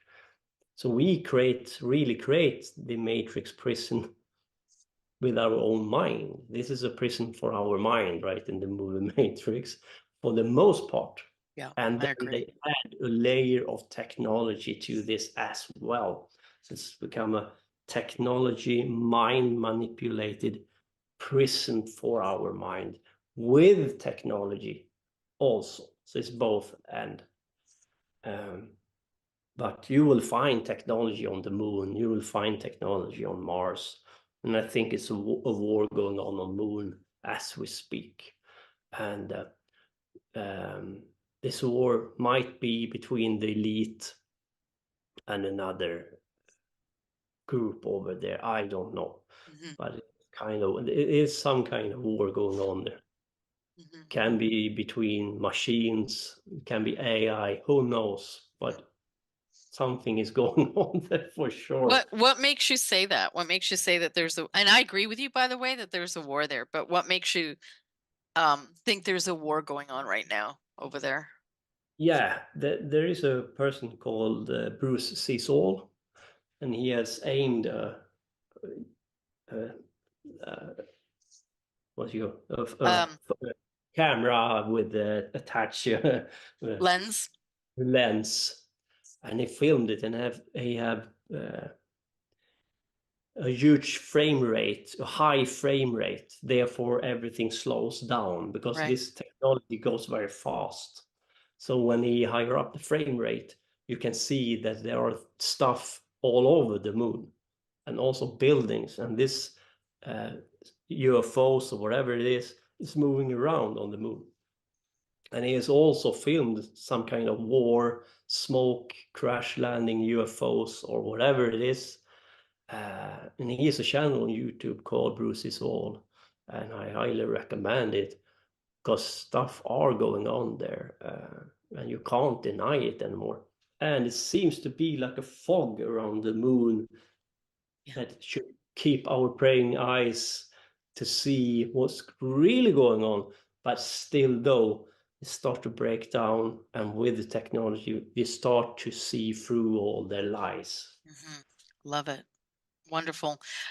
Before we get into the next part, I just want to ask where you think Jesus and perhaps the real Christ fits into this all.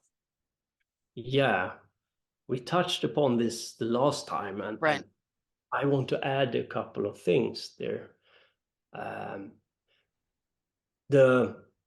I think there is a real powerful story behind that. I don't agree with some left-hand path practitioners who like hate it because it's about Jesus and so on. I think the character Jesus is based on 3 different characters. Now, it sounds boring, but it ain't. Because we know that an esoteric master, a real practitioner, can do a lot if we wake up. Like the character Odin is an esoteric master of waking up. And we can become so much more powerful than we think. And for me, that's a more powerful story than to believe that a god came down here and tried to save us. What the real character, Jesus, was an esoteric master. I think his name was Ben Stada, who tried to show us that we can overcome this matrix. We can rise above it through method. You can do what I can do with method. So I really believe he existed, but they, as always, they take it, distort it, and turn it around against us. And they love to do that, and always do it like that. So this wouldn't be any Right. Well, what better way to neutralize an entire population but have them believe that they can be saved and they don't need to do anything at all? Exactly. That's the perfect plan. Yeah. Then they have you. They got you. Exactly. And brilliant. Very interesting character was taken hostage by the Romans, and it was a Jew called Josephus. Josephus is the one who writes the history. And he was caught like 67 after Christ. And this person was started working with the Roman and the Vespasian emperors, the new emperor who took over after the Claudians and that dynasty. And he worked for them. And funny enough, he's writing the history, and the Gospels was written between 70, kind of, and 120. Who did it? Who did these Gospels? For propaganda purpose for the Romans to neutralize the Jewish people who wait for the warrior Messiah. Now, it happens zero, but wouldn't be perfect plan to just shift the timeline or to take back the timeline to say, this has already happened, your Jesus have already been here, you crucified him, he will never come, your warrior Messiah will not come. You see, now you should peace with Rome, don't wait for this warrior. Of course, the Jewish people didn't buy it, they didn't want to have anything with it. And surely enough, they have their own calendar because they don't give a shit about this distorted timeline. Of course, people would like, wow, what? It's year 70 now, and you tell 140 now, and you tell this is really 17, and the zero was 70 years ago. What are you talking about? Of course, it was a huge struggle, but we all know that after a couple of generations, they get used to it, they buy it, they forget, they bury the fact what they have done. And the Vespasian family, they built the Colosseum. And what is Colosseum? It is a sacrifice to Saturn. And Saturn is the god of time. It's a sacrifice for the deal they made with Saturn in Earth. Because Colosseum and the gladiator games is a sacrifice to Saturn. That's all there is. Exactly. And they were the one who put up the Colosseum and made it into this huge spectacle. Of course, they killed humans, animals in similar ordeals before, but this one was huge. It was like, on another level and scale. Right. So who do you think that the Jewish people represent? What God? What is the deal about that, and why did Jesus have to be born as a Hebrew? Like who are these people? Who is their God? Where'd they come from? And was he really a part of that race? Yeah, it's no, it wasn't, but the Jewish race is have an interesting history because they created this temple, the first temple Solomon, and Nebuchadnezzar destroyed it 600 before Christ, and then they took the Jewish people captive to Babylon, and then you have the Book of Daniel and all of that history. Now, if you notice, this period of history in Babylon was very interesting, because you had this Nebuchadnezzar, and he was a Mordecai revival renaissance in Babylon's history. He tried to take back Marduk as the main patron god of Babylon.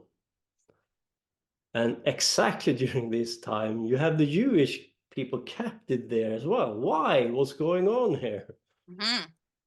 They try to take in the Jewish people on board to become Marduk worshippers. And there you have it in the book of Daniel. You have this competition between Enlil, Jehovah, and Marduk, because they are from different lines. Mm-hmm.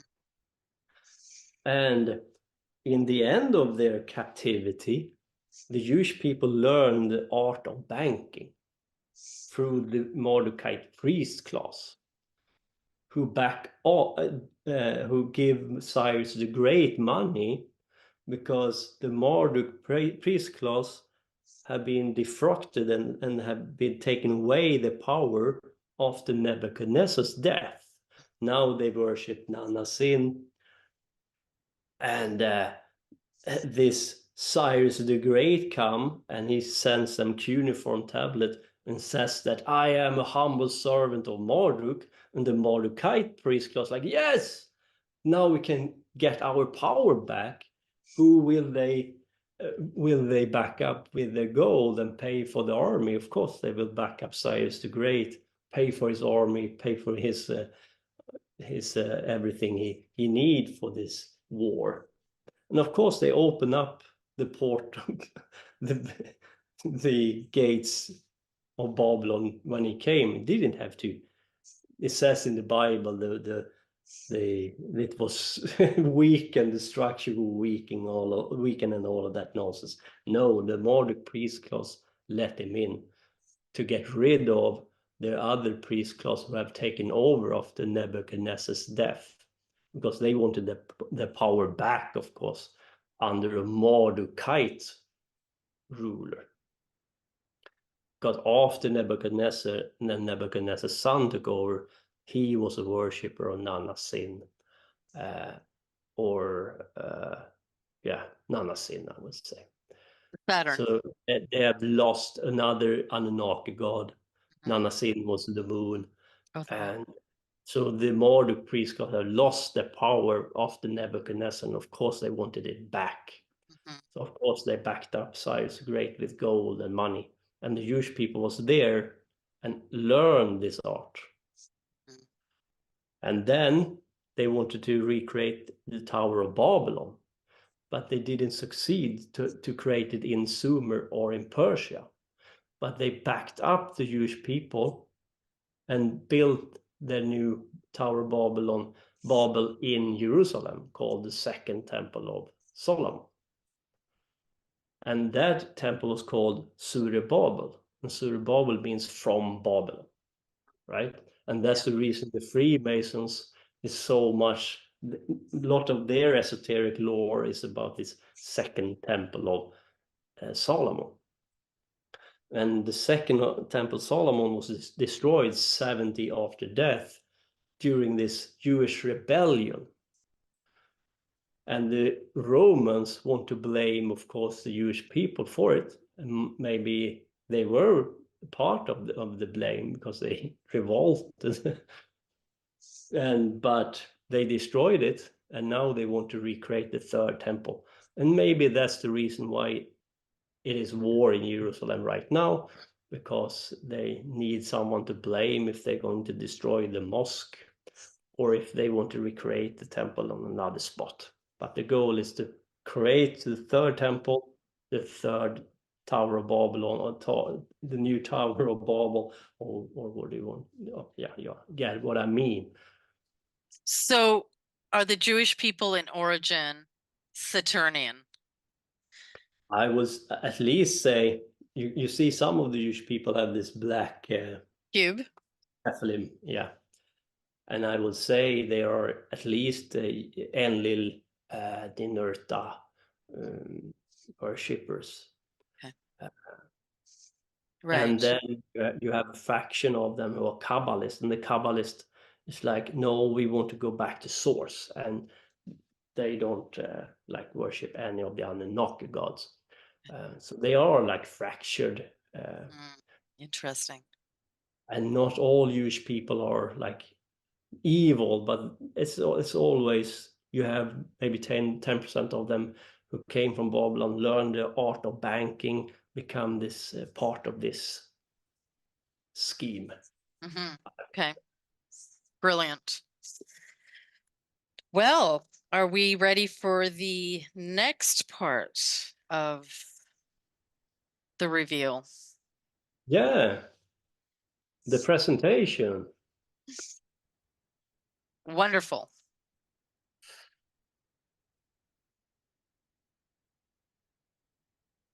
Now we have to share screen. Yeah, you should be able to. Where do I? Oh, okay. Down at the bottom of Zoom, where in the green it says share screen, Yep, it's got right it. there. Yes, yes. Do you see it?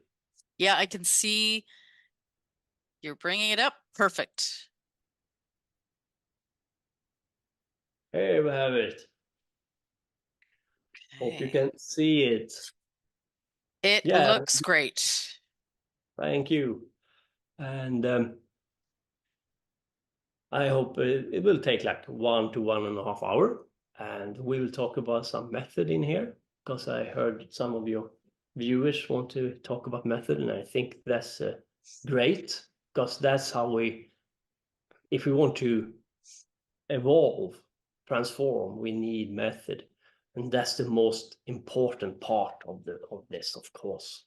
And I will go into it, and we can maybe do a third part where we go into it even more and deeper. I love it. Wonderful. And focus on almost only on method. This time around, I want to explain a couple of things with the method, why I've come to conclude what I have come to conclude, like why have I gone to the left-hand path, and so on. Okay, beautiful. Exciting. So we can do a third part, and then we can do a perfect continuation of this into more deeper method. They would Part. love that. Absolutely. Great. So this presentation is in 6 parts. Start with part 1, can I play with madness?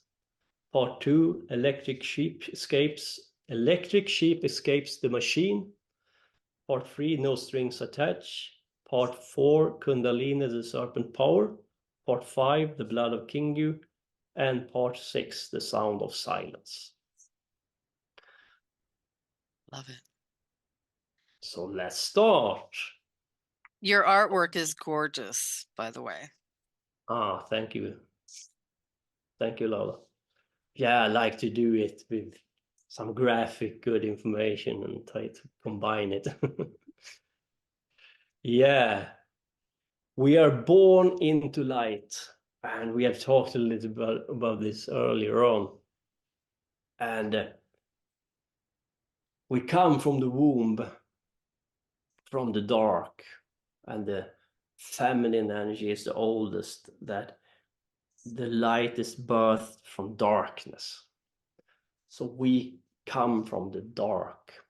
But when we are born into this light that we have around us today, we are born in a poisonous atmosphere. Our air is poisoned, we know that. Our food is poison, our water is poison. And right away, we are supposed to be one with the society around us. No one ask us what we want, or if we want to become part of this machine. And this light is about masculine force, right? Now, I'm not talking shit about real masculinity. I'm not like a feminist. I will go into it. But this is a very controlling masculine, and it's not in a good way. It's a masculine that is out of touch with its own with the real masculine force, right? So you have the force building up, and we're going further away from the womb, from the darkness, and further on into a distorted reality. And the aim is to manipulate us and to mesmerize us with this light. Look at the sun, follow the sun, worship the sun or God's son, or worship stuff. Be passive. And you are supposed to love the light and the to have fun in the light and play games and become mesmerized by it. Now they don't even need to give us a good time anymore, right? But still, though, if you're into, it is good with the sun, because when the sun comes, we like to play, have a good time, we become more jolly and all of that. But it is not good to have many of us grow through struggle. Many of us have had a hard time as children and so on. So it's important to have the darkness as well. The light can blind us. So we are born into this light from the womb. And right away, they start to program you. I mean, even in the hospital where you are born, they start to control and take you away from the mother, all this technology. And then you're out in the society. You get fed with lots of strange shit, right? Artificial milk. I mean, there's a lot of things going on there, and start to poison your body right away. You're supposed to take a lot of vaccines. They attack you right away. Yeah, it's insane. Yeah, it's completely insane. And now we come to Lilith a little bit, because Lilith is called the strangler of children, right? That's part of Lilith. It sounds harsh. But what is going on here? If we don't understand what Lilith is all about, then it's very easy for us to misunderstand what she means. And when the baby is in the womb, and if a woman is in balance, then she should feel love and want all the best for the baby who are in the womb.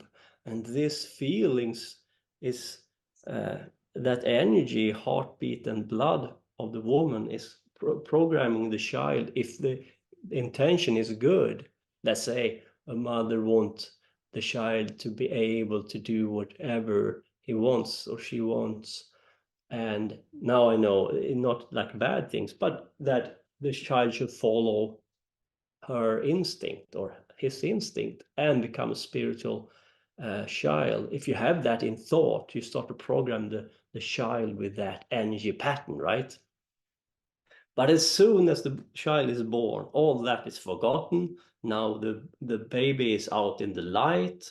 Now everything comes about indoctrination, to have the child into society, to the school, and then to work and marry and have children on their own. And that old original thought the woman had when the child was in the womb is long forgotten.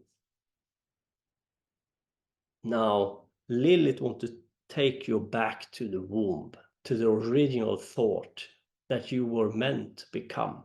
Therefore, she is the strangler of children, because she takes you back to the womb. She is the strangler of let's say it like this, the feminists are the real strangler of children, because what they are saying is that when you are born, you should fight for equal opportunity in the zoo as the men, if it is a girl. But who cares if you have 5 stripes on your back in a zoo? Who cares what title you have? Who cares about the money you have? Of course, you should have work, but to be equal in a zoo society doesn't mean shit. It means that the child is there to become equal, imprisoned in the same soul. They are the real strangler of children, because they take away the original thought a woman should have for its child. As soon as a child is born into light, everything is forgotten and everything becomes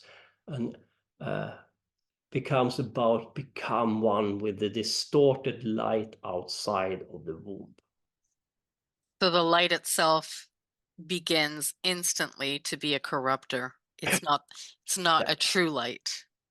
Exactly. And the corrupted light is just waiting for your child to welcome it. All the technology is put in place, the air is poisoned, everything is aimed against your child, just waiting to grab hold of it.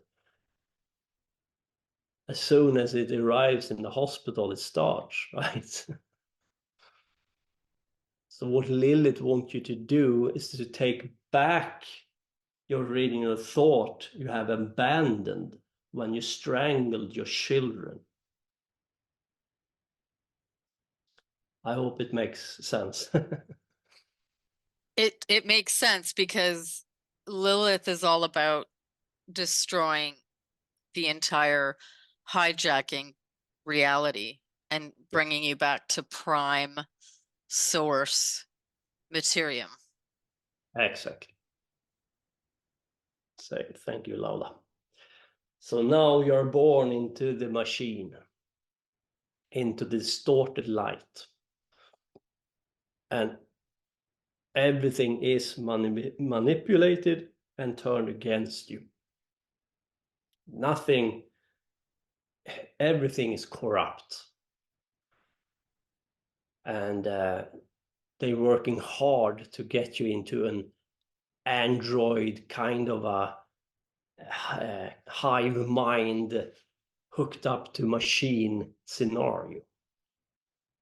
And of course, this is the ultimate goal. And I call society the machine because that's what it is. And that is what they tell you that it is. In psychology, if you're into behavioristic psychology, then you are a product of society and nothing else. And that's, of course, the communists have taken that to heart. And the communist agenda is the end of the line. That's the perfect machine high mind, where you have been turned into an animal without soul, and you're only there to keep the machine running. That's the only purpose. You should own nothing. Even the gender is up for grabs these days. And I mean, you should be an genderless animal zoo creature working for the machine. And that's the end of the human race. That's the end of the line. That is the fucking terminus, I can tell you. I agree. And I think they have created every part of society to create this. Everything that is literally education, medicine, every single thing. They have done it purposefully to undermine and create this. It's not education, none of it. It's all to create exactly what you're talking about. Yeah. And you can see it in the communist, the flag in the Soviet Union flag. You have the hammer and the sickle. Oh, And the yeah. sickle is, of course, Saturn, a symbol of Saturn. And the hammer is Jupiter. And as I said before, Enlil is Jupiter. And Ninurta, Enlil's son, is Kronos, or Saturn is the sickle. And then you have the star, and that is Mars, the red, the yellow. It has yellow outline and red inside this Mars, meaning the war is against the human race, and Jupiter and Saturn is the one who do the war against us.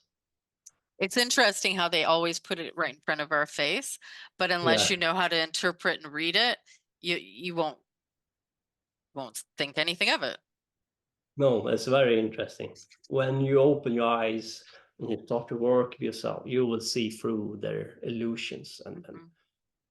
but you need to start working with yourself, and lot of knowledge gives you power.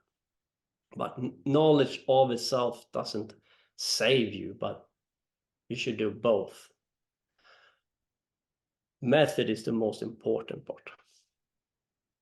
Now we have this famous mythology going on with the Batman.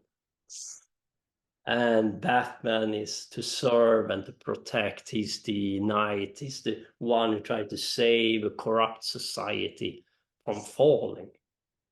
And he's supposed to be the good guy here, of course. But to be honest, sometimes it is better to have a fall. Sometimes we have to start all over. There is this society we are in now. It has to fall. You can't save it.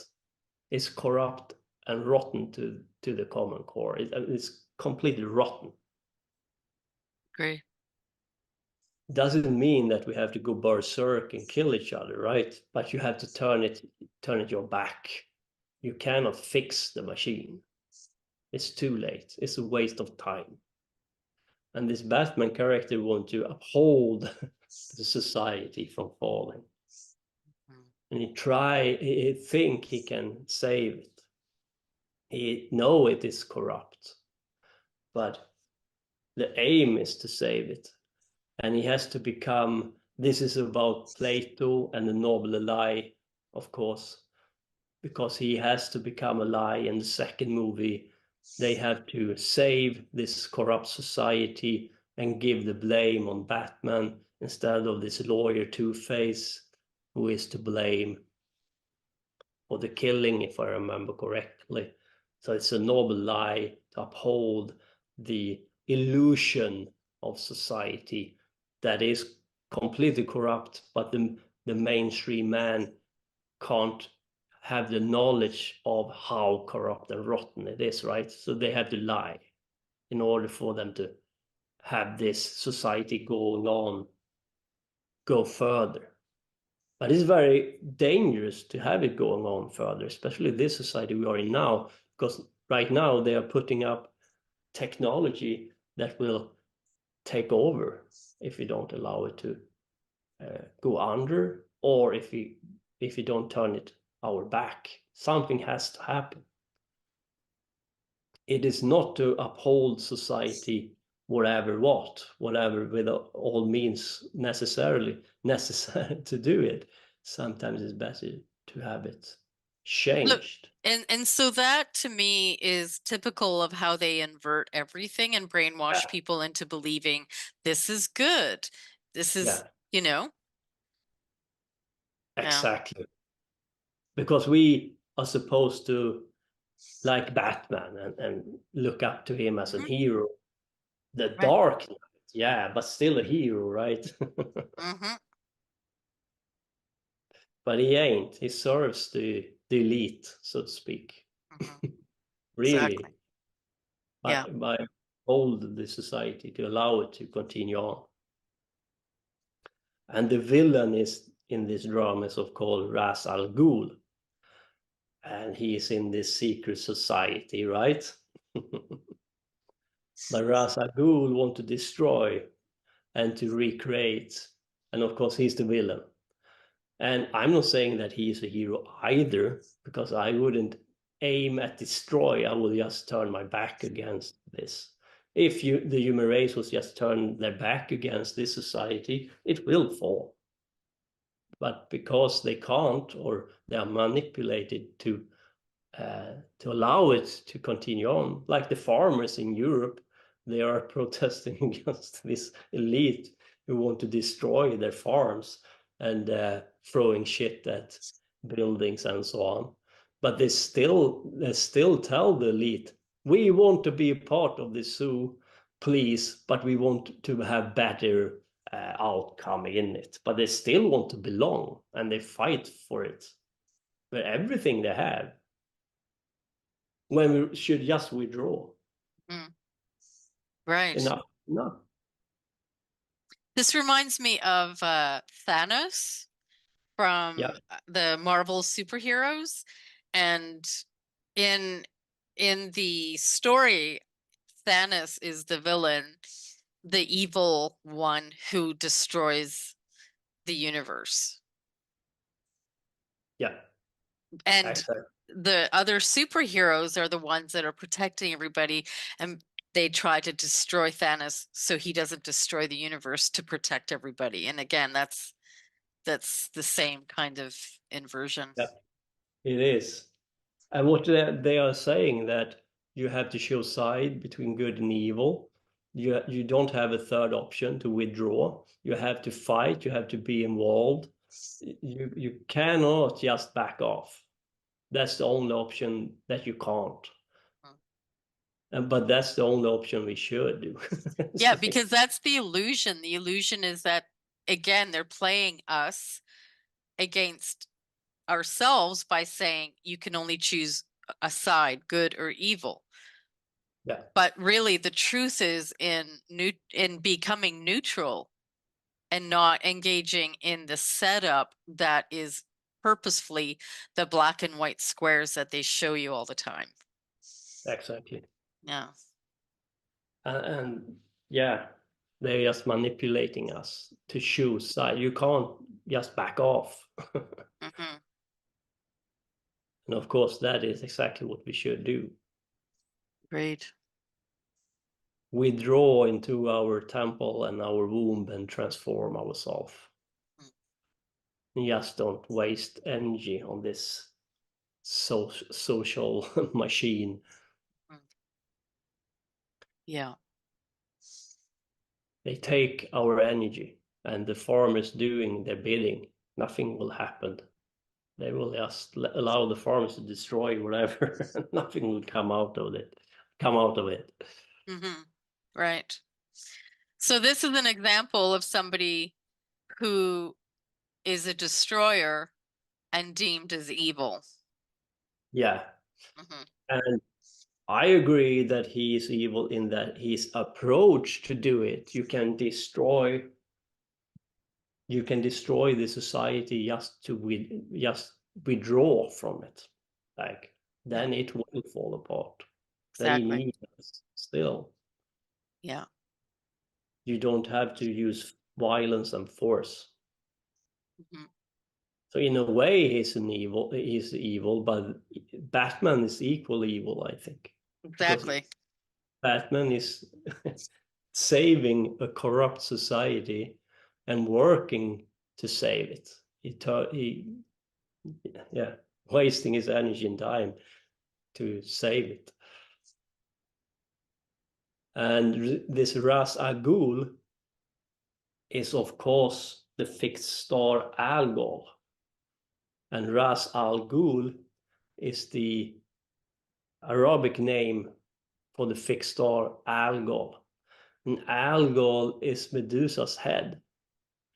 And Medusa's head was taken by Perseus, who beheaded her. And Perseus is one more time here.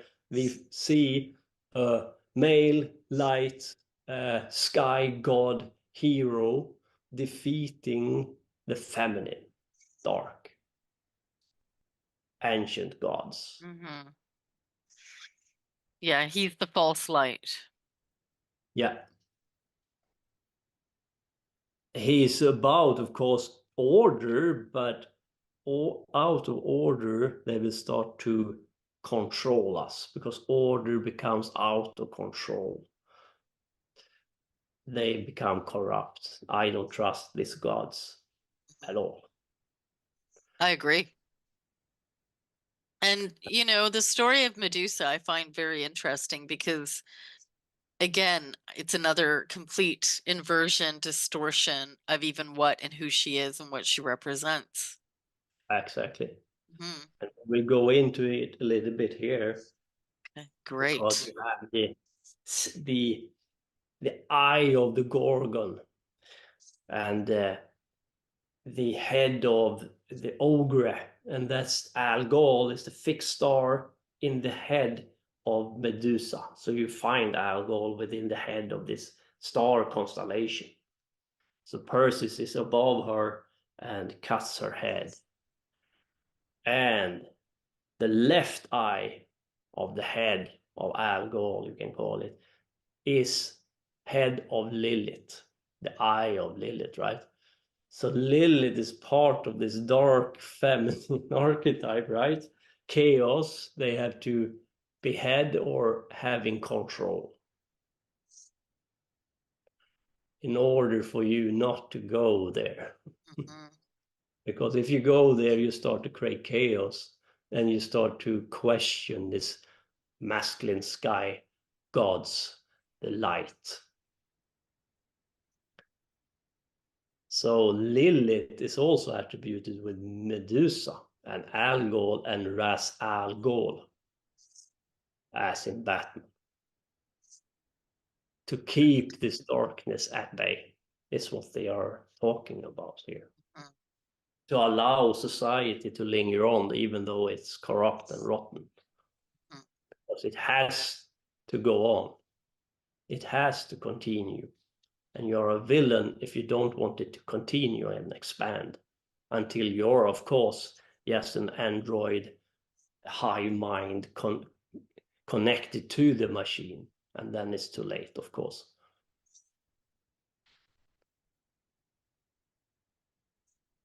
So you see in this oldest complete tarot deck created by the Este family from Venice. And this family was a banking family and very rich. And they created the oldest tarot deck that is complete, called Tarocchi Tarot Deck or Sola-Busca. And in the card number 13, you see he's pierced the Gorgon's head with a spear through the left eye, meaning he has beheaded the darkness, the chaos, and has it under control. And who do they worship? They worship the demiurge Ninurta, Saturn. Because they don't want you to get in contact with these forces, because that can overturn their rule or control over this matrix. And on this banner it says Trahor Fates, I am driven by fate. I am driven by fate to continue on the demiurgic matrix through this banking elite family from Venice, the Este. And the Este was intermarried with the English royal line and become the Gotha Coburg Gotha. And so who were the Gotha in the very beginning of the English line? It was Albert, I think, or it was yeah, I can come back. Okay. I have a presentation with it a little bit. Is there any connection with the royal family today to who that is back at the very beginning? It was changed. Victoria was the last queen of this line. I think we talk beginning of 1900, end of 1800. But there is a clear connection to Adam Weishaupt and Illuminati here. Okay. Because this royal family line protected him, the Illuminati, the head of the Illuminati, on their own property. Oh. Adam Weishaupt.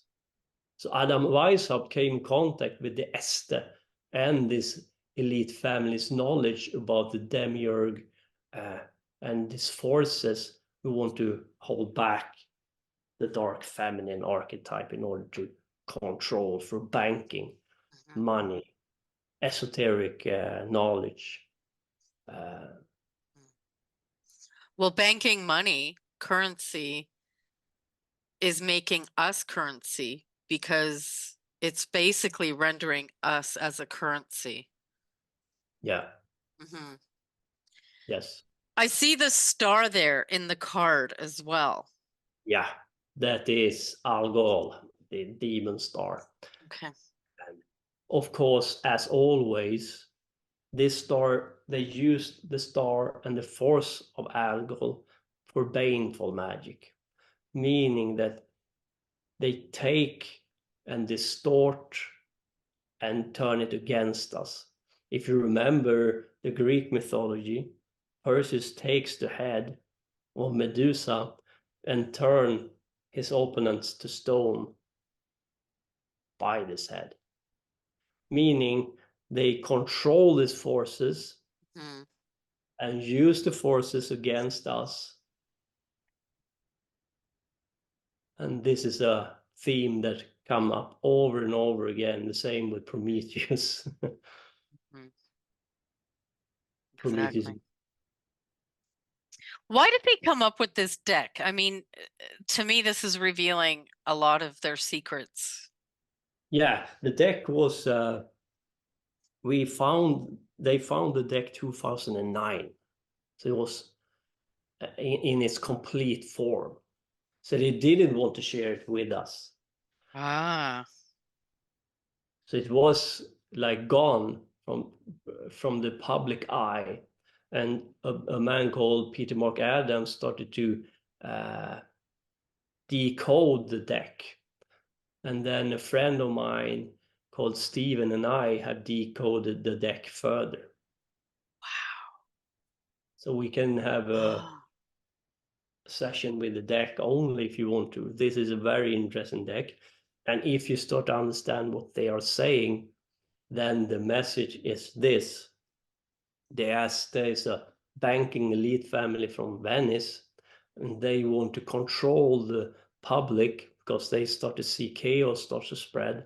So they need to use magic and esoteric method to control the population and to have a conscious reincarnation back into this same blood family in order for them to continue on with their plan over and over again, the same bank elite family.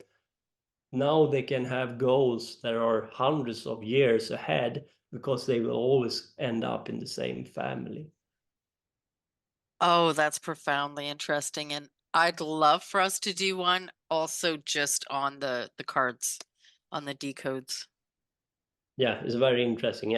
And that's the reason why, for example, they can poison and destroy for the rest of us, because they know when they die, they will end up in the same family and they can continue the game from there. Otherwise, they could, like, if they ended up in another family, they might end up on a bad track because of what they have done before, but they know they will where they will end up. So how long have they been doing this for? I would say like 4,000 years. Oh my God.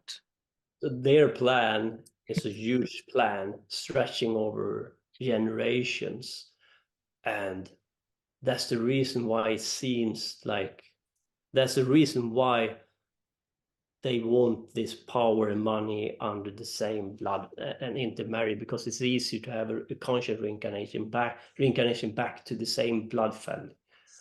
Are they a Babylonian blood family in origin?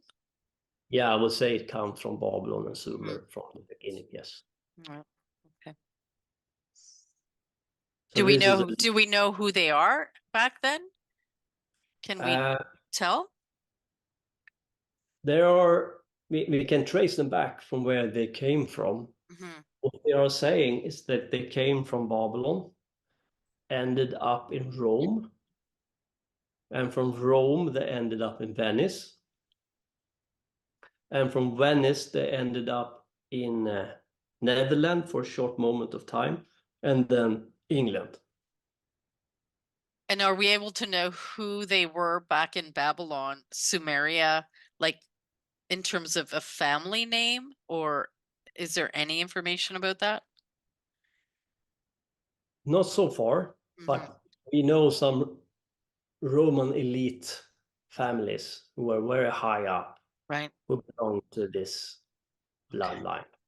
Fascinating. Yeah. So they have ruled and controlled us for a very long time. And through banking is one of the main control aspects. And then you have, if you remember from Venice, you have Columbus claiming America Right. under this Venice elite families. And they had already discovered America, but they want to claim America under this families.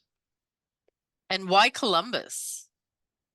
Yeah, it seems to be they lie. He seems to be a son to a very powerful bishop, if I remember correctly. He was not the one they claim he was. He was with these elite families, and Right. he was sent there to claim America. They already knew where America were. But of course, they have to distort everything and lie and cheat. They knew how to go there, but they had to claim it. I think that's what they do the best. Claim everything, steal everything. Yeah, they are horrible people for sure. Yeah, this esoteric elite. I call them esoteric elite because apparently 99.9% of humanity worship them. Therefore, they are kind of elite. I don't know how they have manipulated human race that hard, but they have, and because they have succeeded, I have to consider them to be the elite as long as the humanity doesn't wake up from their slumber. Was there a war that happened in Babylon, Sumeria, 4,000 years ago that allowed this lineage to take over? Yeah. It is about the Tower of Babylon. That incident was 1850 BC, and Marduk failed with his tower. And I think a lot of Mardukite's esoteric priest class became like, shit, we failed, now we are stuck in matter, and then they become infiltrated through the priest class of Ninurta, Saturn, and overtaken. And they said Marduk had failed, and Ninurta and Enlil, the god, is the demiurge of this material reality, and we can't get away from here because we need technology to do it, and they've destroyed our tower. Let's worship Ninurta as the god of this material plane instead, and let us focus on what we can do to take over matter and become gods here instead through technology. And through magic, they were Yeah, able to keep reincarnating in the same line. exactly. I think the game is older, but I think that was a huge turning point where two families of Anunnaki came together, or one was infiltrated, and they had new focus, more focused on this kind of a matrix control. And do they live longer? Yeah, I think they can use some technology, and also they use blood and so on to reunite themselves. And the vampire. Yeah. But we don't need to be here, and this is very important. I call part 2 electric sheep escapes the machine. Because like when we dream, we can have a glimpse of real freedom and power. But when you dream, you can end up in the astral. Now, these people have the clutches in the astral as well, but they don't have complete control over the astral. And at least people have their dreams still, and we can see things, and we can have lucid dreaming, and we can unlock things within us. That starts to question the machine, question our reality, or so-called reality. And the moon is a very important part of this, and the feminine.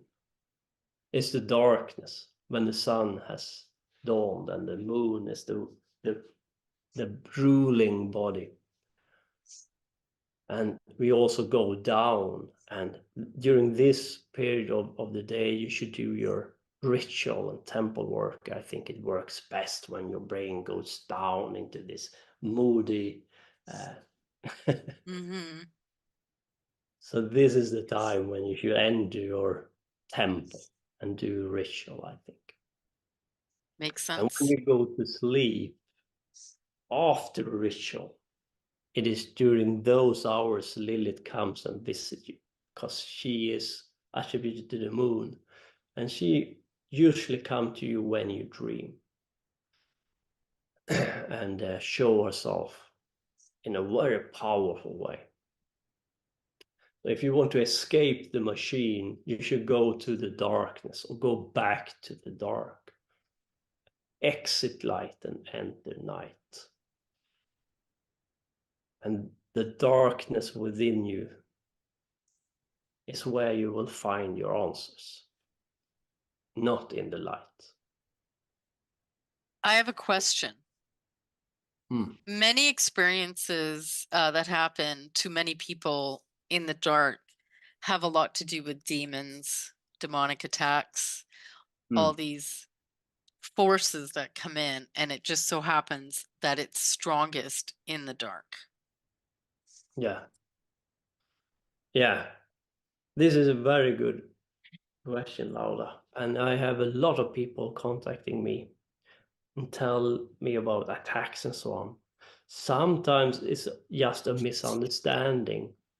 Like some feel like it's a snake wrapping around them that will drag them down and so on. Mm-hmm. But if you manage to linger on in that experience, it can very often be these forces who want to take you back into the darkness. And there you can, if you can allow yourself to be in that space and observe it, then you quite soon will feel that these forces just want you to go back into your unconscious and start to unlock things within yourself that holds you back. But we react with fear. We react that some force want to attack us. There are forces that want to harm you, so you should discern. Please understand that there are forces who hate humanity. But if you feel snakes, if you feel some force that would want to hold you back, it can be the watchers, it can be Lilith that want you to linger on in the darkness to start to unlock things within yourself that holds you back. So don't draw too hasty conclusions. Sometimes you have to be brave and observe and be there in the darkness. So, do you think the demonic principalities are connected mainly to the demiurge of the light? I'm sure that there are a lot of forces working for the demiurge, and I know that there is a huge technology component to this as well. As we said before, a lot of MK Ultra putting things in your head, make you feel or believe that you have met Jesus or aliens that abducted you, and so on. Be careful with what you choose to believe in. Now, this is the reason why method is so important, because now you're active yourself. You have an aim. I want to have contact with Lilith. So when Lilith comes to you in the night when you sleep, you know why she's there, because you have called on her. It's not something random. It's not whoever, but it is Lilith, because you have told her, I want to have contact with you. And I have had rough experience with Lilith, and I'm going to talk about it soon. It's not like a easy ordeal, but you ain't got anything for free. To gaze into your own darkness, it is not fun all the time. It's quite dark, rough. It is traumas, programs that holds you back, previous lives memories, things you have to work with to transform, and it's hard work. But that's the only way if you want to have true freedom, or true freedom and power and evolution. You have to go through the dark. So when Lilith comes to you, is it, in your experiences, can it be terrifying? Yeah, it can be rough, but for example, she tried to strangle me, and so I felt her hand, and I had a hard time to breathe. Now I know that she's called the Strangler of Children, so I was quite calm about it, and I went to sleep again. My girlfriend, Interesting. yeah, my girlfriend thought I was snoring, so she woke me up. So I know I did the noise out loud, but because I really felt her hands around my neck or throat. And was that And her, was that her telling you it's her? That's her signature? Like that's her way of yeah, telling you it was her? yeah.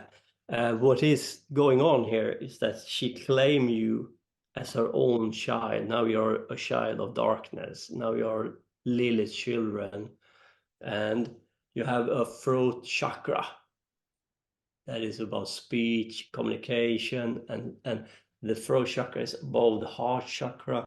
She's trying to tell you that you have to ignite your chakra system. You have to take everything back. You have to go back to my dark womb and start to unlock your unconscious from within, and to flee the light into the darkness. And as I said, also symbol for that, she said that when you exit your mother's womb, they strangled you, and now I strangle you back. Now I Almost take like, you back. right, it's almost like a death process. You have to die to this Yeah, to go to origin. exactly. Mhm.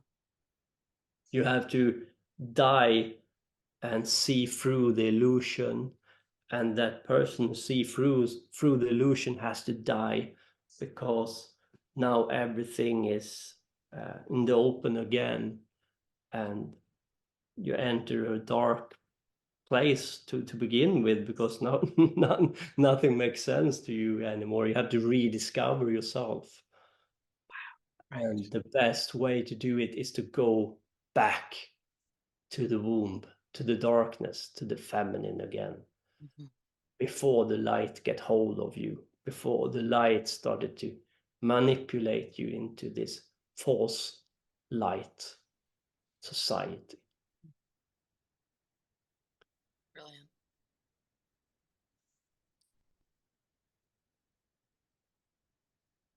The moon and your dream is very important, and the moon is attributed to Lilith, and it is here our journey starts in the Cliffotic tree.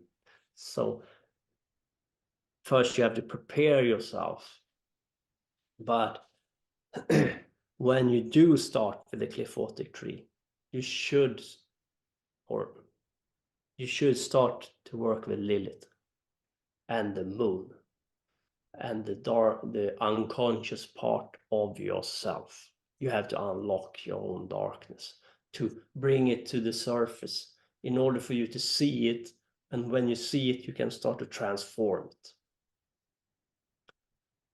And it is there, everything changes after that, because the programming starts to break down when you can start to see why you're beating yourself over the head with a hammer, what is holding you back, why are you blaming everyone around you for your failures when everything is within you? Take back your power, unlock your darkness, transform it, and rise up. That's the message here. And this program is there whether you like it or not, whether you acknowledge or not. The programs are there, ticking in the background, and they animate your behavior. So you have to take a deep dive into the darkness. And of course, that is not the funniest thing to do, but I can promise you, when you overcome it, you rise up and you become more powerful. Just feel that you can overcome it. You can transform it, and you can become something more. And what is holding us back is our fear. Our fear of the unknown, our fear of the dark, our fear of our own power, of our responsibility. We want to give it all away. And we are accustomed with the light. We know the light, or think we know the light. And the person who knows the light don't want to know the real light, because the real light hates them, right? They have lied to them, but they want to bask in the distorted light, and they want to have their lies up right front their faces, and they will never go anywhere in this lifetime, at least. And that's the purpose. Don't go into the darkness. Be afraid from the dark. Be afraid from chaos. Be afraid of Medusa, Lilith. Be afraid. They want to hurt you, harm you. We are the one who protects you against this chaos. We make sure that the light is always shining on your face. Or we will convince you with a good cream in your face, sun protection 1000, you can at least. Well, yeah, I mean, they're saying we are the Perseus Yeah, who are there ready to kill Medusa and to protect you from the yeah, darkness. yeah. That is what they are saying. Is that Cthulhu? Yeah, but of course you should do the opposite. We should go back to the dead but dreaming, because there you will find the darkness. There you will find the ancient gods, the old gods. And of course, they are amphibious, water-dwelling creatures, because they are the old memory of the previous matrix before the new one took hold, where our memories was wiped out, and we forgot about the gods, we forgot about ourselves, with memory loss, language loss, and power loss. But that is exactly what we should do. So talk about Cthulhu a little bit for everyone. Yeah, the Cthulhu is attributed to R'lyeh, and R'lyeh is attributed to Atlantis, for example, and Dagon. So you have these forces. And I think in the beginning of the Atlantean period, I think it was a good period, but I think it was infiltrated by these Anunnaki gods. Because it seems in the end of the Atlantis period, it was all about technology. And that is not attributed to the great old ones. They seems rather to be very comfortable in water, and water is attributed to the feminine. And The masculine is attributed with fire force and power, a scientific language of technology and so on. But the great old ones is more feminine in their in the waters, in the dark, attributed to the moon, many of them. Now I talk a lot about shit about masculine, but I promise you I will get into that as well, because we need it as well. But for the moment, we have to step back to the darkness and to the feminine, because this light, distorted masculine light, have manipulated us, and we have to take a huge step back into the darkness. And I think that is the only way. That is what I try to tell you, to go back to where Noah failed and the new matrix take hold. We have to take back our memory and understand what happened in order for us to empower ourselves with the truth. And maybe all the gods is like an MK Ultra program, but the old gods. Maybe they are the old real gods. So do you think if Noah would have stayed in the water and not been afraid? One more time, Lala. Well, didn't you say something about Noah wanted Yeah. land? But Yeah. if he would have stayed in the waters. Yeah, exactly. The problem with Noah is that he was on to water. He traveled through water 40 days and 40 nights. Now, number 40 is attributed to Mem. And Mem is about water and memory, language, and nations. So Noah traveled for 40 nights and 40 days. But what he should have done was to travel 42 days and 42 nights, because the number 42 is the number of completion. Therefore, we know that he failed. Okay. 40 is not completion. And what he should do is to push himself further into the metaphysical. He took land, he crash landed. And Prometheus, Lucifer showed me Noah's Ark the first time I contacted him many, many years ago. He showed me the Noah's Ark, but instead of the dove coming back, the raven came back. Interesting. Don't follow the dove, because the dove showed Noah land, because Noah became fearful of the dark and get in panic mode, and he crash landed in matter, failing to take over our memory to the other side of the matrix.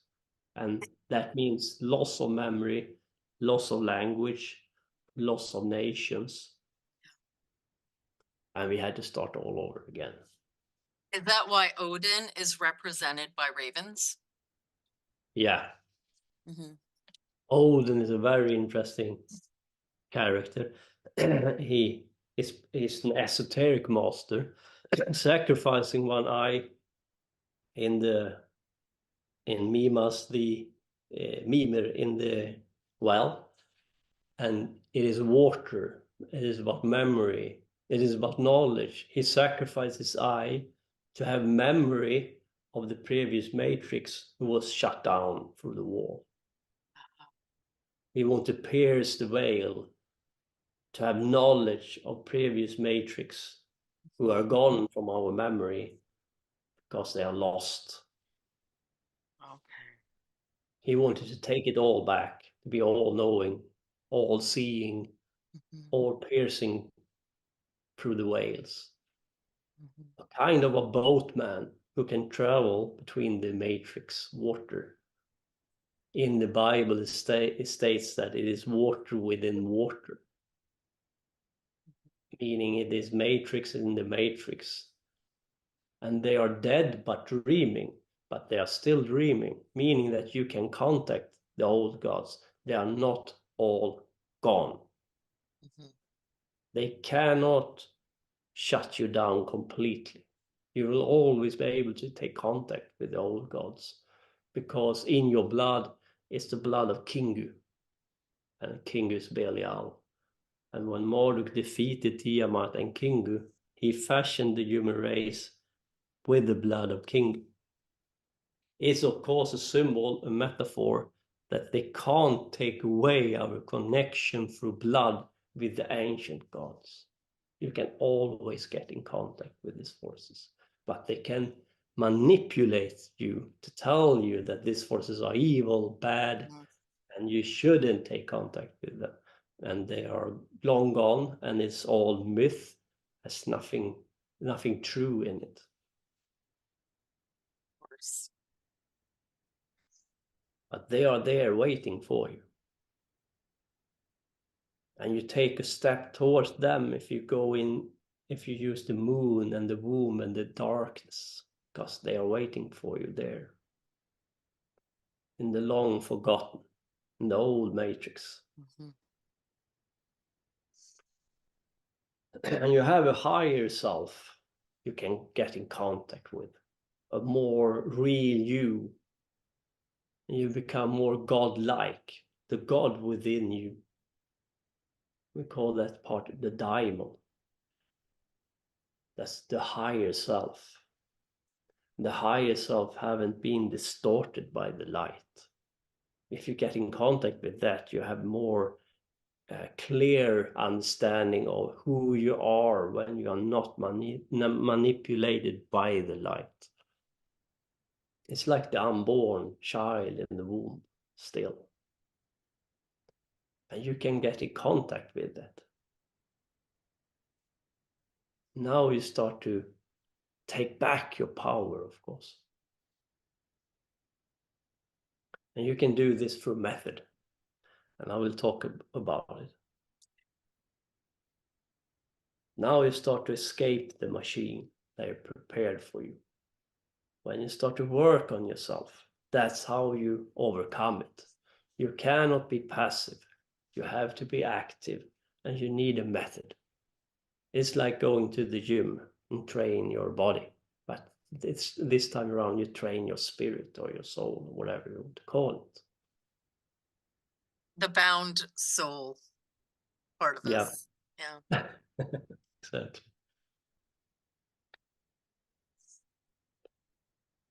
Part 3 I call no strings attached, because you cannot have any strings attached to this material world.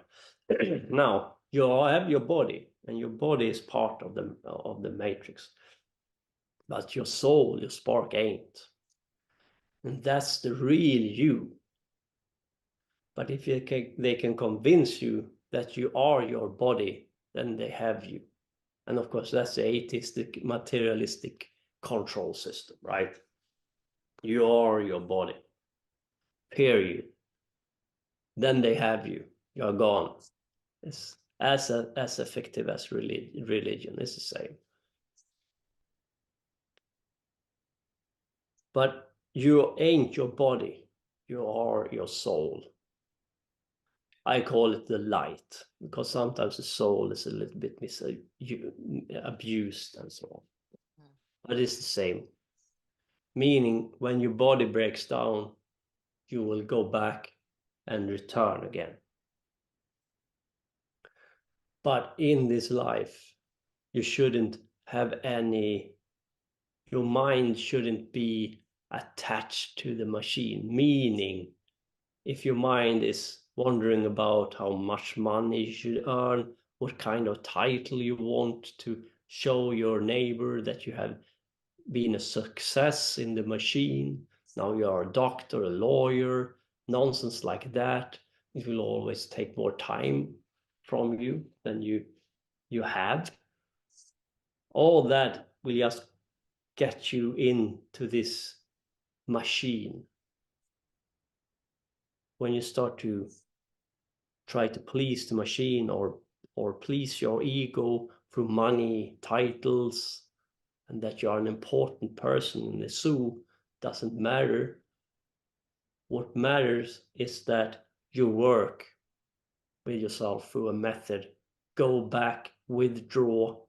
Nothing wrong with the work, but if you caught up with it, if that becomes the most important part of your life, you have lost. And then yet they have you. Consumption, buy shit, throw shit away because it breaks down. Your car breaks down, now you have to take it with it. All that nonsense. Understand that you can't have no strings attached in the machine. You have to withdraw. Don't fight the machine. Don't use force and violence. Just withdraw.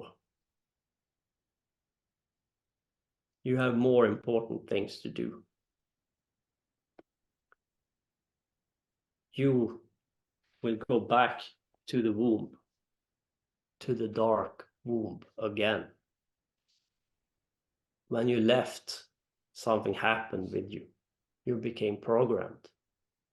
Everything was aimed against you when you exit the womb. Now you have to undo the programming. And to undo the programming is to withdraw from the light and go back where the light ain't. And that is the darkness. That is Lilith. She is the strangler of children because she wanted to take you back before you were strangled by society, by the light, distorted light. And there you have to be reborn again, anew, a real you. And it's painful, a lot of work, a lot of failing, stumbling and fall, banging your head against the wall. A lot of devastation, because it would be a mourning of everything you thought was real. Yeah, exactly. And that's hard. Sometimes you beat yourself over the head with the fact that, why have I wasted so much time? Why haven't I woken up earlier? Why did I went into the New Age bullshit religion and wasted 20 years there? Yep. And they are all about the light, all about nonsense, all about manipulation, all about wasting your time, energy, all about taking your time. Some people who have done that route is thankful because they ended up in the left-hand path because of that. That's good, but many people are also stuck there, playing their instruments in the woods and so on. There's nothing wrong with having a good time. I'm not saying that. But if you claim that that's the method that would save you, you're a brainwashed fool. Sorry to say. Yeah, you're drugged. Yeah. If you tell me I go take my guitar and play some good music in the woods, great, do it, have a good time. But that's not a fucking method. That is to have a good time. A method is hard, it's rough, it's hard work. And to think good thoughts, all of that is only nonsense. It's there to make you passive one more time. It is like waiting for Jesus or whatever. It makes you passive. So how do you go into the womb? Yeah, we as a human race have to do the dark work because we have come so far removed from it and the light have become so distorted that we have to withdraw, according to me. Now, a good way to start this journey is to awaken your Kundalini and chakra. I think that's a very good start for your journey, and it's not that rough. It can be rough if you ain't do it the right way, because you can be overcharged and so on. Be careful. do it in the right order. Work with the chakra down and up. That's the serpent path. You can draw the energy up, down as well. That's the Tao path. Mm-hmm. Lilith, the left-hand path, is the snake. It's the path of the snake. The snake is arising through the Kundalini chakra, down, up.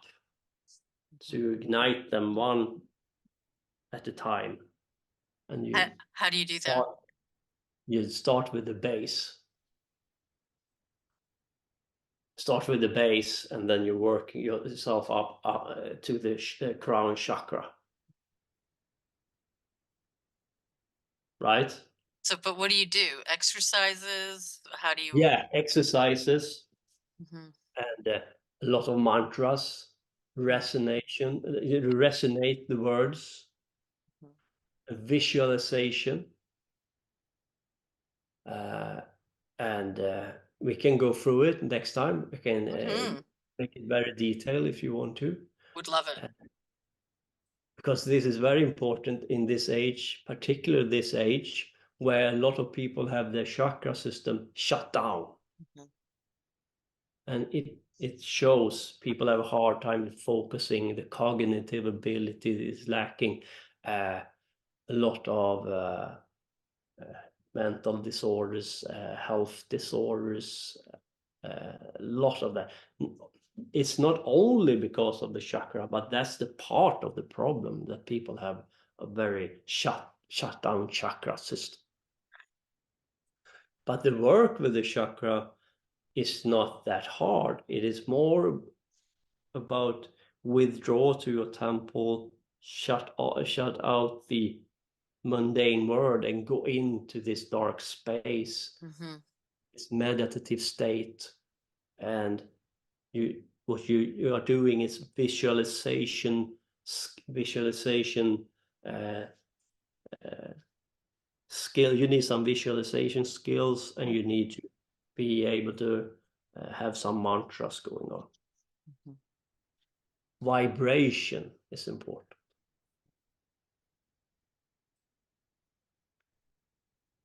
And then you work with the chakra system one at a time, all the way up. Awaken them one by one until you reach the crown chakra. And you will discover that you have more chakras that is like hard to feel if you don't start to work with the main ones. You start to registrate more of them. And this is a very good start on your journey to reawaken from the dark womb and become a much more powerful warrior.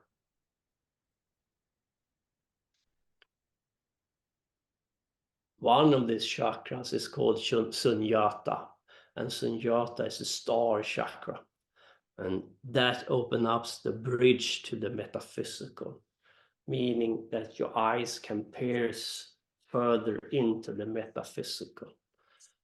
And it is the bridge between the material world and the metaphysical realms. Now you can ask yourself, why are the elite allowing this? Well, they ain't.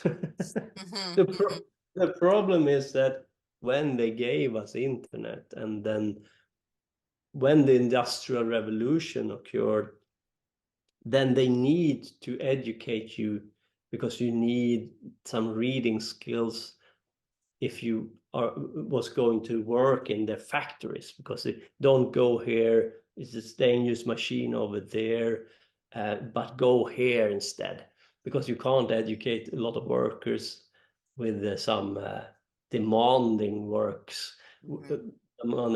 and then have them killed off because they can't read. Then they start to educate people, not out of kindness, but because they want to have the infrastructure in place. And the factories and the Industrial Revolution also caught a big part of the infrastructure that they had to put in place to have this infrastructure. Right. but they have never done anything to be kind. They didn't give you internet to be kind. Nope. But they know that when we have this, we can also start to see through the lies, because we can start to find the knowledge they have, and we can start to share. So they know this is about time. Who will get there first? Will we wake up, or will they be able to hook us up to a collective hive mind android machine? Oh no. But they know the time is ticking for sure, and then they are a little bit desperate, I think. I think a lot of people wake up. I feel many people are asking the right question.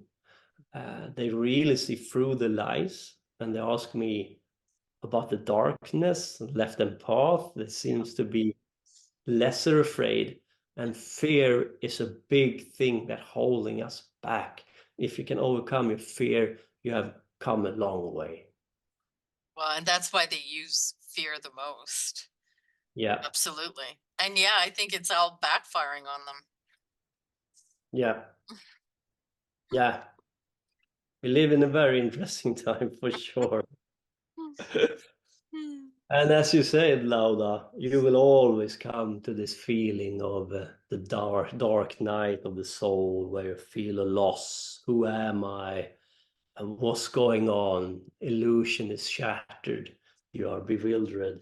You feel a loss. And that will always come over and over again. It's like shedding a skin of a snake. You have to die 1,000 times and be reborn.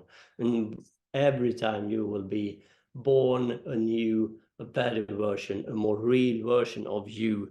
But it is painful. It's not always fun games. But you will realize very soon on this journey that this is the only thing that matters for you for real. Because when you start to feel this power and what you can become, it's very hard to undo and go back. Now you can fail and be stuck because you don't overcome the ordeals, or you are fooling yourself. There are a lot of traps in front of you. But if you overcome all of that, you will just feel that I need this, I want this more and more and more and more, and it becomes your life. But it doesn't mean that you have to like leave your family and all that. You can have everything there, but the most important is this path, and your loved ones is very important, but all your stuff, all the things you gave value before, it will vanish. The car is just a transport vehicle that will take you from A to B. You will not give it more attention than that. You need some food, you need a roof over your head, but you will not put your attention will be towards yourself and inwards your darkness. And it will be the most important part of your life, and your family and friends and so on. That's very important. Your family, the human race is important. But if you want to save your race, the humanity, the best thing you can do is to work on yourself, is to go within yourself, is to transform your darkness. They cannot shut you down, as I said before. They cannot. The best thing they can do is to make you into an android connected to a high mind machine. But even in that state, you haven't really lost your soul, but your soul becomes so dormant, it's very hard for you to access it. And if they can convince you that you don't have a soul, then that becomes your reality. That it becomes your belief. But always remember, you have the blood of Kingu in your veins, and that is your radio transceiver And that's all you need. What you need to contact these forces, a good way to start is a red candle and a black candle and a sigil in between. And you meditate on that sigil. And every god have many sigils, but they are attributed to a specific god. So if you want to get in contact with Lucifer, you use Lucifer's sigil, you meditate on it. You have the red candle to the left and the black candle to the right. And that is almost, you don't need anything more than that. It's very easy, but for the most part, we need to add stuff, but not always. So when you start, if you want to have an easy start, because some people say, I need this and that, and I need the right date, I need to protect myself and all of that, then you never start because it becomes too complicated. And sometimes all you need is a red and a black candle and a sigil. And the most important part is you and how you go about it, your willpower, how you take it in, visualize it, and tell these forces, I want to get in contact with you. Not like a child, like, I don't know. You have to go about it with force, conviction, and show them that I want to get in contact with you. I want to work with you. I invite you to my temple. I invite you as an ally. If you have the right attitude and if you do it, you will have results. What happened to you when you did it the first time? Yeah, it was very powerful. And I was still into Lurian Kabbalah a little bit and to the right. But I felt stuck and I took a book of Lucifer and I looked into the classic sigil of Lucifer. And I didn't have any candles, no nothing. I just stared into the book, told Lucifer, if you exist, I want you to show yourself to me. Because I need to know. And when I was laying down and started to sleep, he poured an image in me. First, he took over a part in the brain.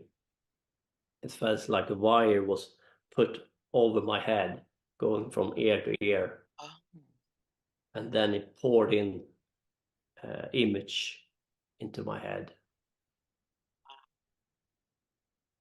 And when I was waking up, it was like, first I was high in spirit and yeah, they exist. And then I became afraid because then it was like, but what do they want? Now I know they exist, but what do they want? And right. Then it took a couple of years of study, but at last I gave away my fear and said, no, I can't be afraid because nothing happens. I have to be fearless and I have to go about it.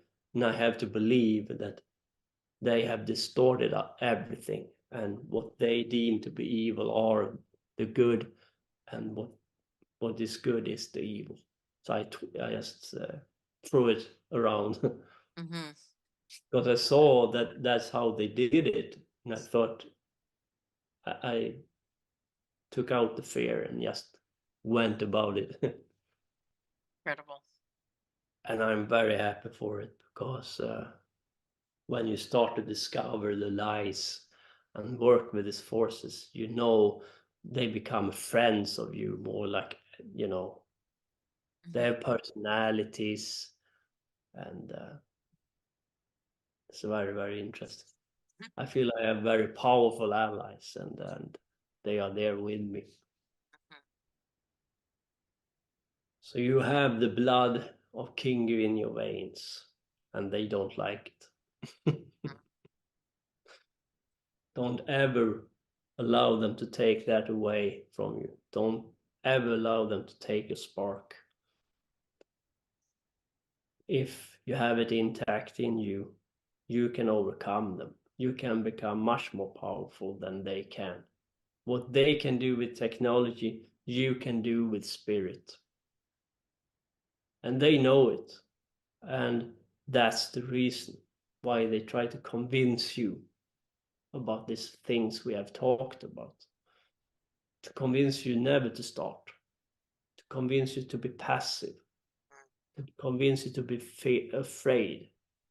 Especially afraid of these forces. They are evil. They are there to destroy you. And Prometheus, as we said before, they don't worship Lucifer as a friend, but as a chained, controlled force they use through force and violence. Right. You can call them the dark Luciferians, or I call them that they worship Prometheus or Lucifer bound, because that is what they worship. Which They isn't don't worship the free version of Lucifer. right. I was just gonna say it's not really what No, Lucifer is. no. It's the inverted version, the trapped. Yeah. Yeah. What do you say about blood transfusions? Yeah, it's a good question. I think you should be careful with giving away blood and so on for many reasons. What these people can abuse, they do abuse. And that's also the question I give to this abortion stuff. I'm not coming from a Christian perspective there, but through abortion they can sell, abuse the fetus and so on, and so much going on. That's not a good thing to do. And I think the blood in your vein are holy. Exactly. I don't think you should give it away lightly at all.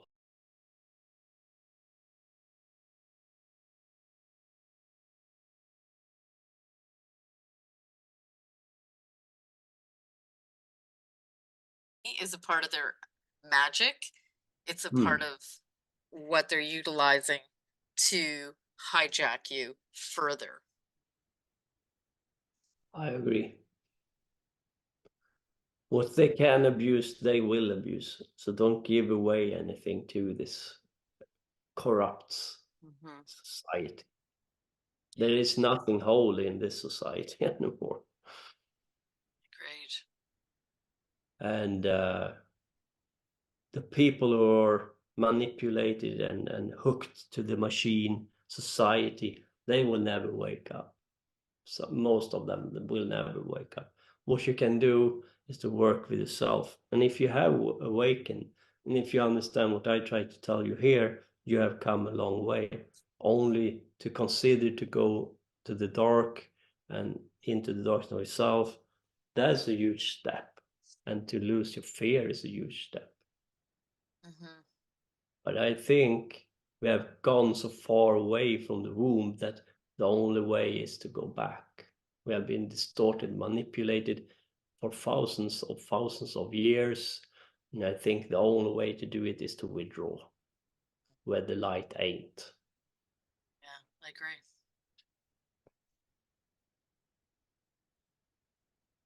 And this DNA thing in this dire age, as you said before, they came here to mine gold, and your DNA is gold. You are the one that get mined. You are the one they have in mind. And be very careful with who you give away your energy and time to. I mean, it's like a waste. And they thrive on this. I know when I started work for real, shadow spiders came about on my walls and stuff, and I felt completely drained of energy. I was completely like drained. So you saw the shadow spiders just coming. Yeah, they were like growing up when I was waking up, and it was not like I was completely new awake. I followed them. I saw them sit around on my wall, observing me. And when I looked at them, they started to crawl over the wall towards the corners of the room. And when they felt they could disappear, because it seems that it took a while before they could like melt away to the metaphysical again. So they tried to flee into the corner of the room, and then they start to sink in. But I could follow the spiders for 15 seconds. So it wasn't like I was new awakened illusion, but I followed them. And during this period of time, I felt completely drained of energy. They were there to take my energy from me. How'd you get rid of them? I worked and worked, Yeah. and finally they started to disappear. But it was a period of 1 year almost. And it was a hard period of my time. And it is hard to start this journey, right? Because you attract different spirits and energies and so on. You have to overcome them. You have to grow and become bigger than these forces, and then you leave them behind, even them. But I know from personal experience that there are forces out for your gold or your energy, yeah, that's personal Do you experience. do you think that they wanted to kill you? Yeah, I have spirits who want to kill me. Um, so there are very dark forces out there for you, and they have their eyes on you when you start to rise up, because now they see that you start to become a warrior. Uh, but when they rise, your allies rise, and I will do this all day long. When I feel Lucifer come and knock on my door, not literally, but he has shown me through the roof lamps. Lamps just flare up when I do something he really Right. likes, like a presentation. Uh, he, yeah, He it's must be just. very happy with these things. Yeah, you get very, like, you feel the power when these forces acknowledge you. Mhm. And I have some watchers, demons that uh, tell people who start the journey to go to my work. So I have I have forces that ain't human who send people towards my work, and that's also very humbling. Right. Your background just lit up too when we were Yeah, just, yeah, it just. that is what. Yeah, that is crazy. Oh, that's But awesome. yeah, they are with me, and I really like, I rather have them as allies. And Yeah. Yeah, it's amazing, isn't it, how they've inverted everything so that you think that Yahweh Jehovah is actually the good God and Lucifer is evil. yeah, they are really inverted everything, turned it against you, Mhm. and And it's an solidify it with upside down, this. Hmm? it's an upside down world for sure. Right. And then they solidify it with the story of Adam and Eve, Yeah, right? In the Garden of Eden and the serpent and the fall because Eden ate the apple. Like it's just, yeah, yeah, just they get you to the point where you feel like you're going crazy because nothing makes sense. exactly. And that's also the reason why I tell you it's better to withdraw, just to withdraw to the darkness again, because you will not be able to start to make sense of it all from the light. You have to shield yourself against all the lies, and then go back to the darkness. So they came here to mine gold, as I said before, and that is what it is. And I can imagine also that they came to mine the sun's gold. The sun is energy, and to remove solar energy between different solar body or stars. So it can be a truth to that they took solar energy from our sun and powered another star of their choosing through our sun. And maybe Saturn is a mind sun, a previous sun. That makes sense. And I think there had been a huge mining operation in our solar system to shift.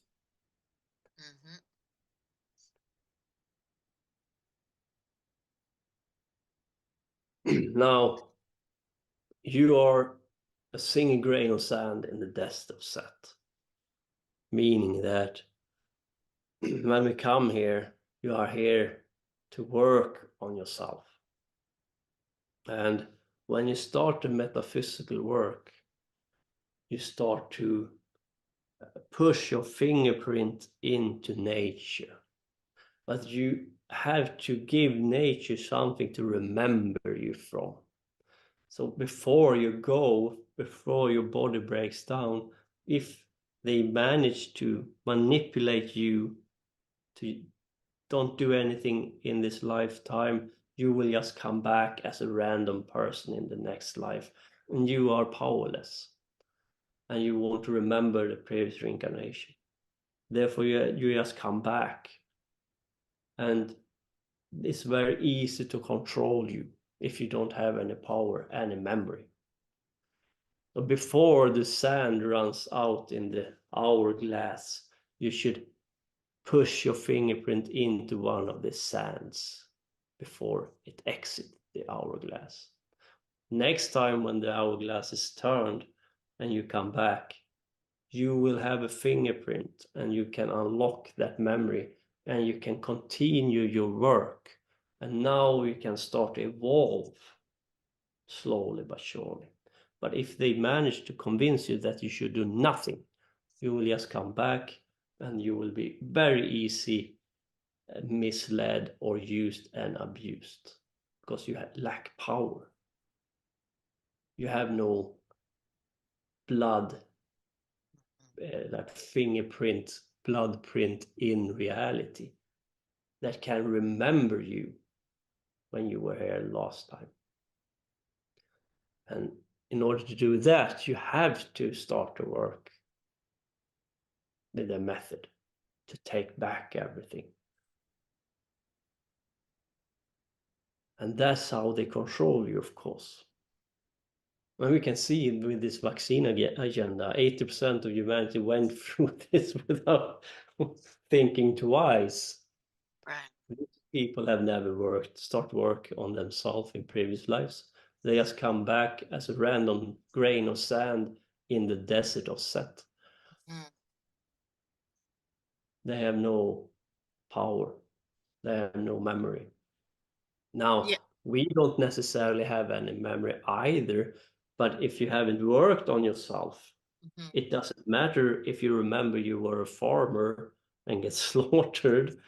Your previous life doesn't do you any good. But if you have started the work, it's very useful for you to understand where you finished last time. And in this lifetime, you will start to have visions when you're a child. Things happens to you. You understand that something is wrong. You ain't like you question society. You don't feel you belong. And sooner or later you will pick up this thread, this metaphysical thread, and the method.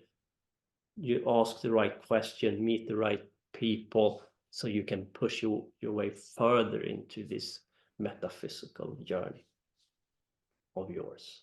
And that's the reason why they convince you that you should never start and you should wait for Jesus, because if you wait for Jesus, you have nothing. You haven't gained anything. You can't take your Ferrari with you when your body breaks down. The only thing you take with you is the metaphysical work you have put out in this life. The rest is gone. Agree. And you know that the programming of Voltaire's garden, right? Ignorance is bliss. Right? Yeah. It is largely just be happy, just do your life.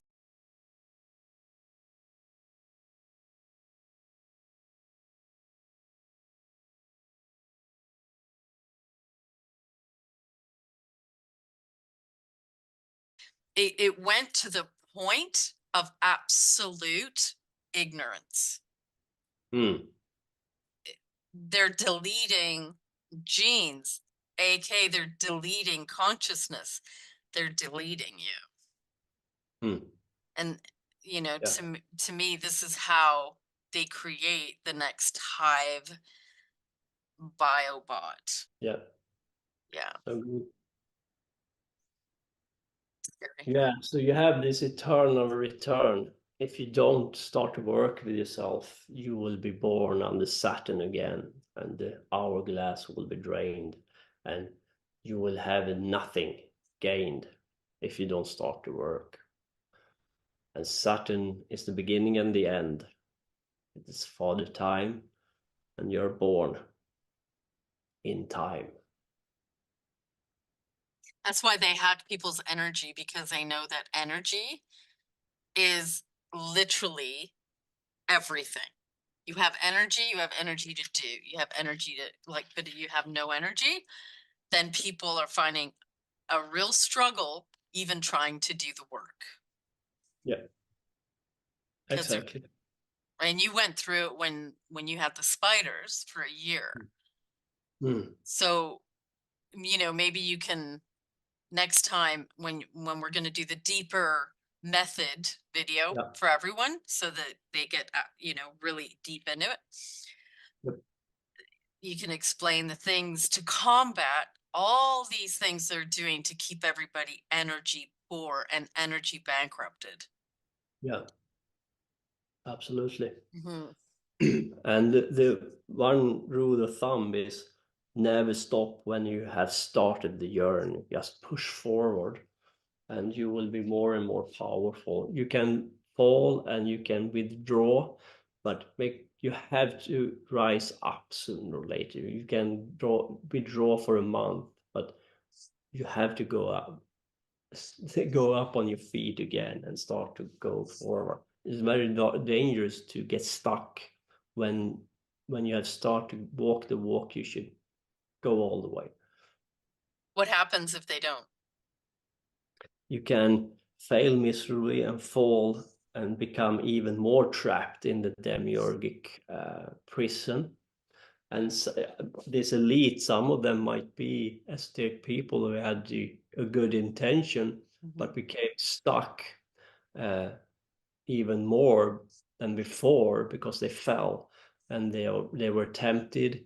They started to use sexual magic for the wrong reasons, and if you misabuse the chakra and sexual magic and stuff like that, you can be possessed by sex instead. And that is exactly what we see in the esoteric elite, like obsession with sex. Nothing wrong with sex and love, right? But if you get possessed by it, therefore, when you do the work, do it for the right reasons and never stop. And don't be afraid. Never answer with fear that if you do it, you can spiral out of control. But you don't necessarily have to do sex magic for the left-hand path. No, you don't. And sexual magic is also misunderstood in some ways. You can view your body as an alchemical temple with a lot of fluids. And this energy you can start to use and manipulate and control. You don't need physical sex to do sexual magic. Is like your energy in your body start to move and you have. Because I think going into sex, well, this is just me. I don't like the feeling of sexual magic at all. I feel it's very inverted and the opposite of sacred. It's actually like, to me, it feels like it takes you into the hell realms, actually. There are a lot of experimentation going on, especially in the beginning of 1900, or when a lot of they combined the Western tradition with the Eastern esoteric traditions, and I think a lot of misunderstanding and experimentation went wrong. So don't use any method, like you don't have to use sexual magic to begin with. Mm-mm. There are other methods. I like to communicate with spirits, use chakra, kundalini work, Mm-hmm. going into the cliphotic tree. And with that, you can achieve, I mean, Mm-hmm. huge method. And second, we are all different. Some of us is good with some method and others with others. And also you can choose to not to use some methods like sexual magic if you Mm-hmm. feel off-put by it. Mm-hmm. You don't have to. Mm-hmm. I just like the clean, you know, that's my sacred universe. Like, I don't know. To me, it feels so corrupted.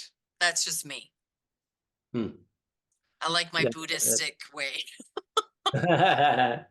Yeah, I think you should be very careful with it if you are going to to use it at all. Now, what is at stake in this dire age of ours?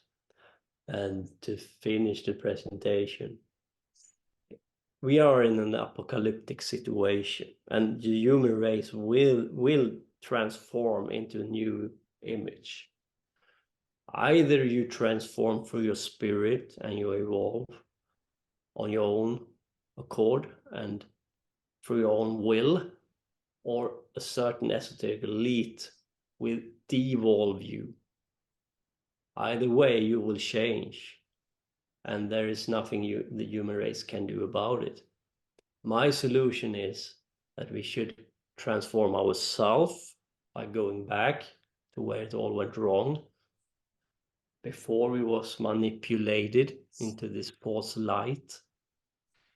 I don't think it's a good idea to allow this elite, esoteric elite, control us over the next matrix again. Then we will be stuck for like 26,000 years again, or at least 12,500 years again. And I don't think we have. Enough is enough, I would say. And we have to take back what they have stolen from us. And that's our birthright.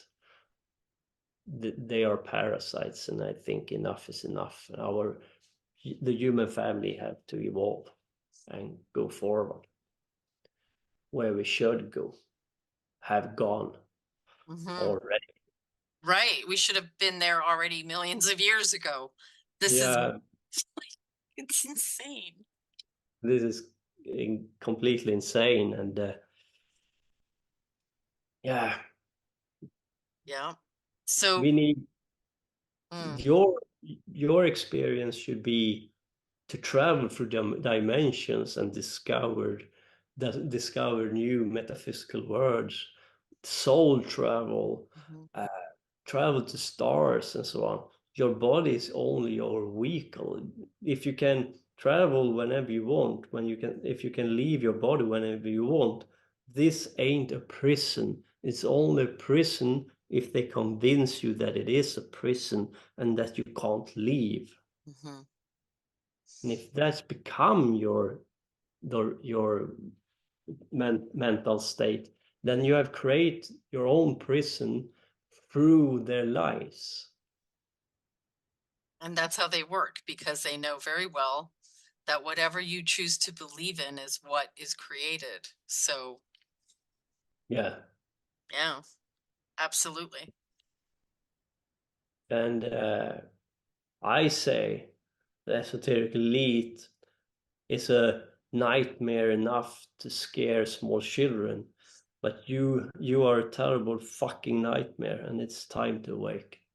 Yeah, exactly. And they can consume their own nothing of essence into obliteration, as Mm. opposed to our essence, you know? Yeah. We have to stop being the machine for them. Yeah. So I love Yeah. I love this. This is Yeah, wonderful. Now we're at the sound of silence.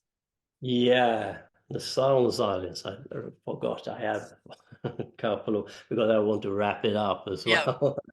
Yeah, there is something called the sound of silence, and that is when you withdraw into the darkness and when all the sound is shut down, you will be able to hear a new sound you have never heard before. And that's the sound of the universe. And if you start to play in tune with that sound, you will find your spark and you will ignite your dormant DNA. And this sound is in tuned with the light. And it's like an orchestra. When you start to play this music, you can't be mesmerized by it, because then you just get into and play it, but rather when you hear the sound playing it, and if you can stay there in this moment, you will see gaps open up in front of you where you can go through into a higher state of being and feel a more real energy, music, vibration. And there you will find the real you in the sound of silence. And that is in the darkness. And that's a new idea will be born. A new idea what the human race can become, where we play a new music, a new tone that we never have heard or perceived of before, a new humanity. But it has to come from a new pure image, a new thought, what we can become, who haven't been thought about before. What you can't imagine, you can't manifest. And going into the deep, right? Going into what I call the deep. Yeah. That is the only place in it's, to me, it's like the alpha and the omega, because it's the place we were before we knew creation, before we were actually experiencing creation. It's the place that we come from. So that memory alone is the only place that can create the new consciousness, the thought that has not been thought before for a new reality. Exactly. Mm-hmm. Thank you, Paula. And this is the 22 strands of DNA, and of course the scientists call it junk DNA. Everything they talk down to, everything they try to tell you don't pay any attention to, you should. They distort and lie. Everything is a distortion. The 22 strands of DNA is very real. Mm-hmm. And you can use the Hebrew letters to ignite it. And that's also a method. Mm-hmm. And we can talk about it next time with the method. Yeah. About this Hebrew letters and what it's all about and why you can use it in Oh, that way. yeah. My mind's like, ping, ping, ping. Yes, let's go into it next time. So we're functioning on 2 strands, right? What? We're functioning on 2 strands right now. Yeah, I don't know how many we have, but I know that there are 22 strands shut down. Some say 12, but no, I think it's 22. Yeah, according to the watches, there is 22, and you have 22 Hebrew letters, and you have 22 paths on the cliphotic tree, and every path on the cliphotic tree is attributed to one Hebrew letter, and you can ignite it all. if you go into the darkness? I'm very curious. And remember, I talked about language. Before the Noah's flood, we have more of form language. Now it's more force language, where each letter just, in Hebrew, you have a language in between the form that we had before, that was light, it was sound, mantra kind of, the vibrations, and then you have the runes, the Hebrew, the hieroglyphs, the cuneiforms. They are in between, and now we have the language that is based on force. It's a scientific language. Where do you think the Hebrew language comes from for it to be still ignited? Where does that language come from, and what is that? Yeah, I can only speculate, but there are manipulation going on in both both in the Enlil demiurge faction and by the Watchers. When Moses went up to Mount Sinai, they manipulated him in order to put in some very profound truth in the Old Testament, that if you unlock it, you will see a very powerful method in the left-hand path. And the Hebrew letter is one of those, I think, and the Cliffords. And I think that's the reason why Michelangelo portrayed him with horns. The statue of Moses have horns. Makes sense. So this war goes on both sides. This one side want to awaken us. They infiltrate the holy scriptures that should hold us at bay or in this prison. But if you start to understand it, you'll be able to read between the lines, because that's the Watcher's signature. To Okay. awake. We can go into that next time. Yep. That's very interesting. So it's very, don't throw out the Bible, because there are things there. But what we should do is to go back to the womb, back to the darkness, and seed a new plant in complete darkness, where the light cannot touch this plant. This plant is born out of complete darkness in the womb of Lilith. This is the seed of the new human.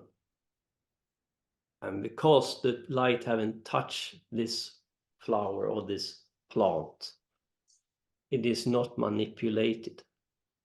And we need force and fire and masculine energy to allow this to grow and exit the womb of the feminine.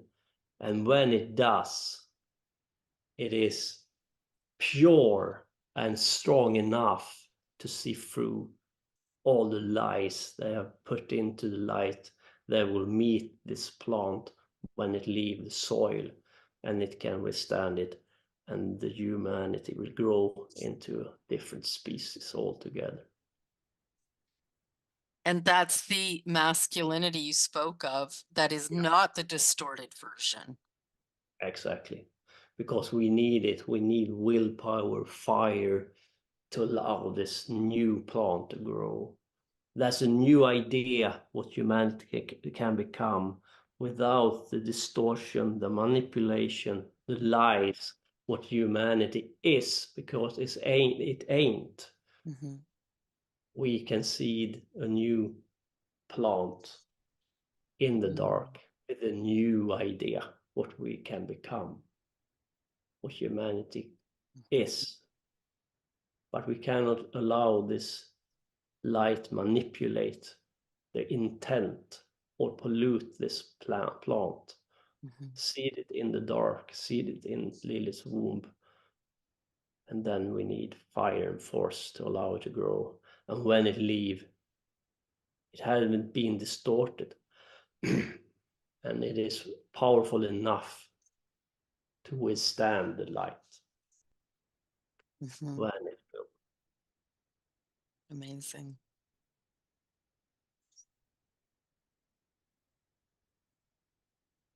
Then a new tree will break the surface, absent of light. But, of course, the light will take over. But this time around, we can withstand it. And it won't corrupt. And it won't be corrupted. Exactly. Makes me think of the black sun. Yeah. We have to go there as well. And we can talk about that one as well. Because it's about method. we can. Yeah. The third part can be all about method, and we can take in the black sun because it's part of this as well. That sounds good. For sure.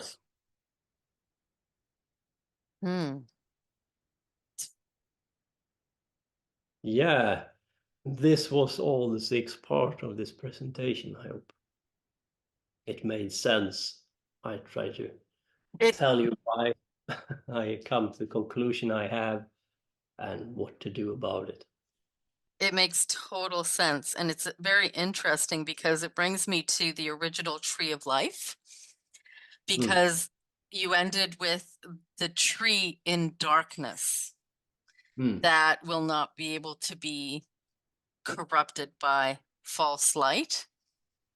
So, yeah, there's just, this is brilliant the way that you're doing it to lead us into method and going deep into that.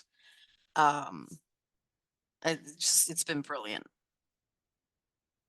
My mind is like choo choo choo. I've got so many things happening, but I'm gonna definitely leave it here because it's been 4.5 hours. You poor thing. It was brilliant. It was brilliant. Your artwork is amazing because it has a signature frequency that is very profound, and it speaks of everything you're speaking about. I just needed to say that. Thank you, Lauda.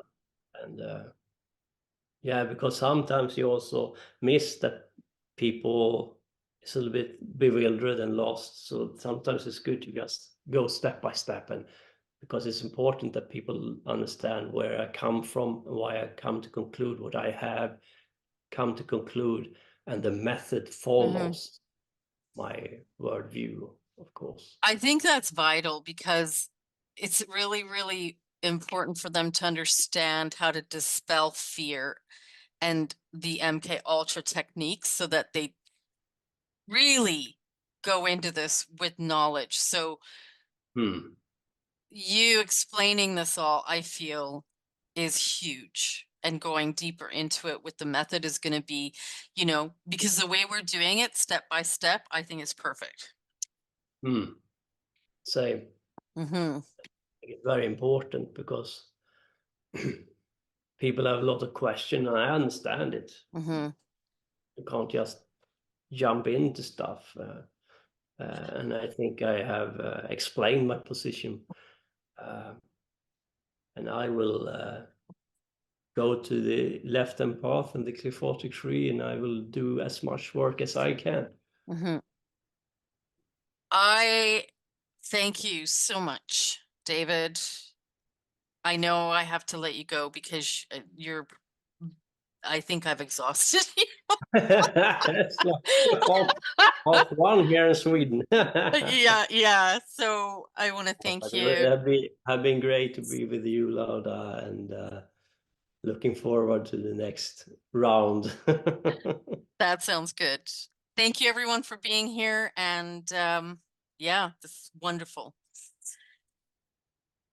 I can't Take thank you care. enough, David, honestly. So I look forward to part 3, and I bid you a good night and rest well, and Yeah, that you're energized tomorrow. I'm going to send you good energy.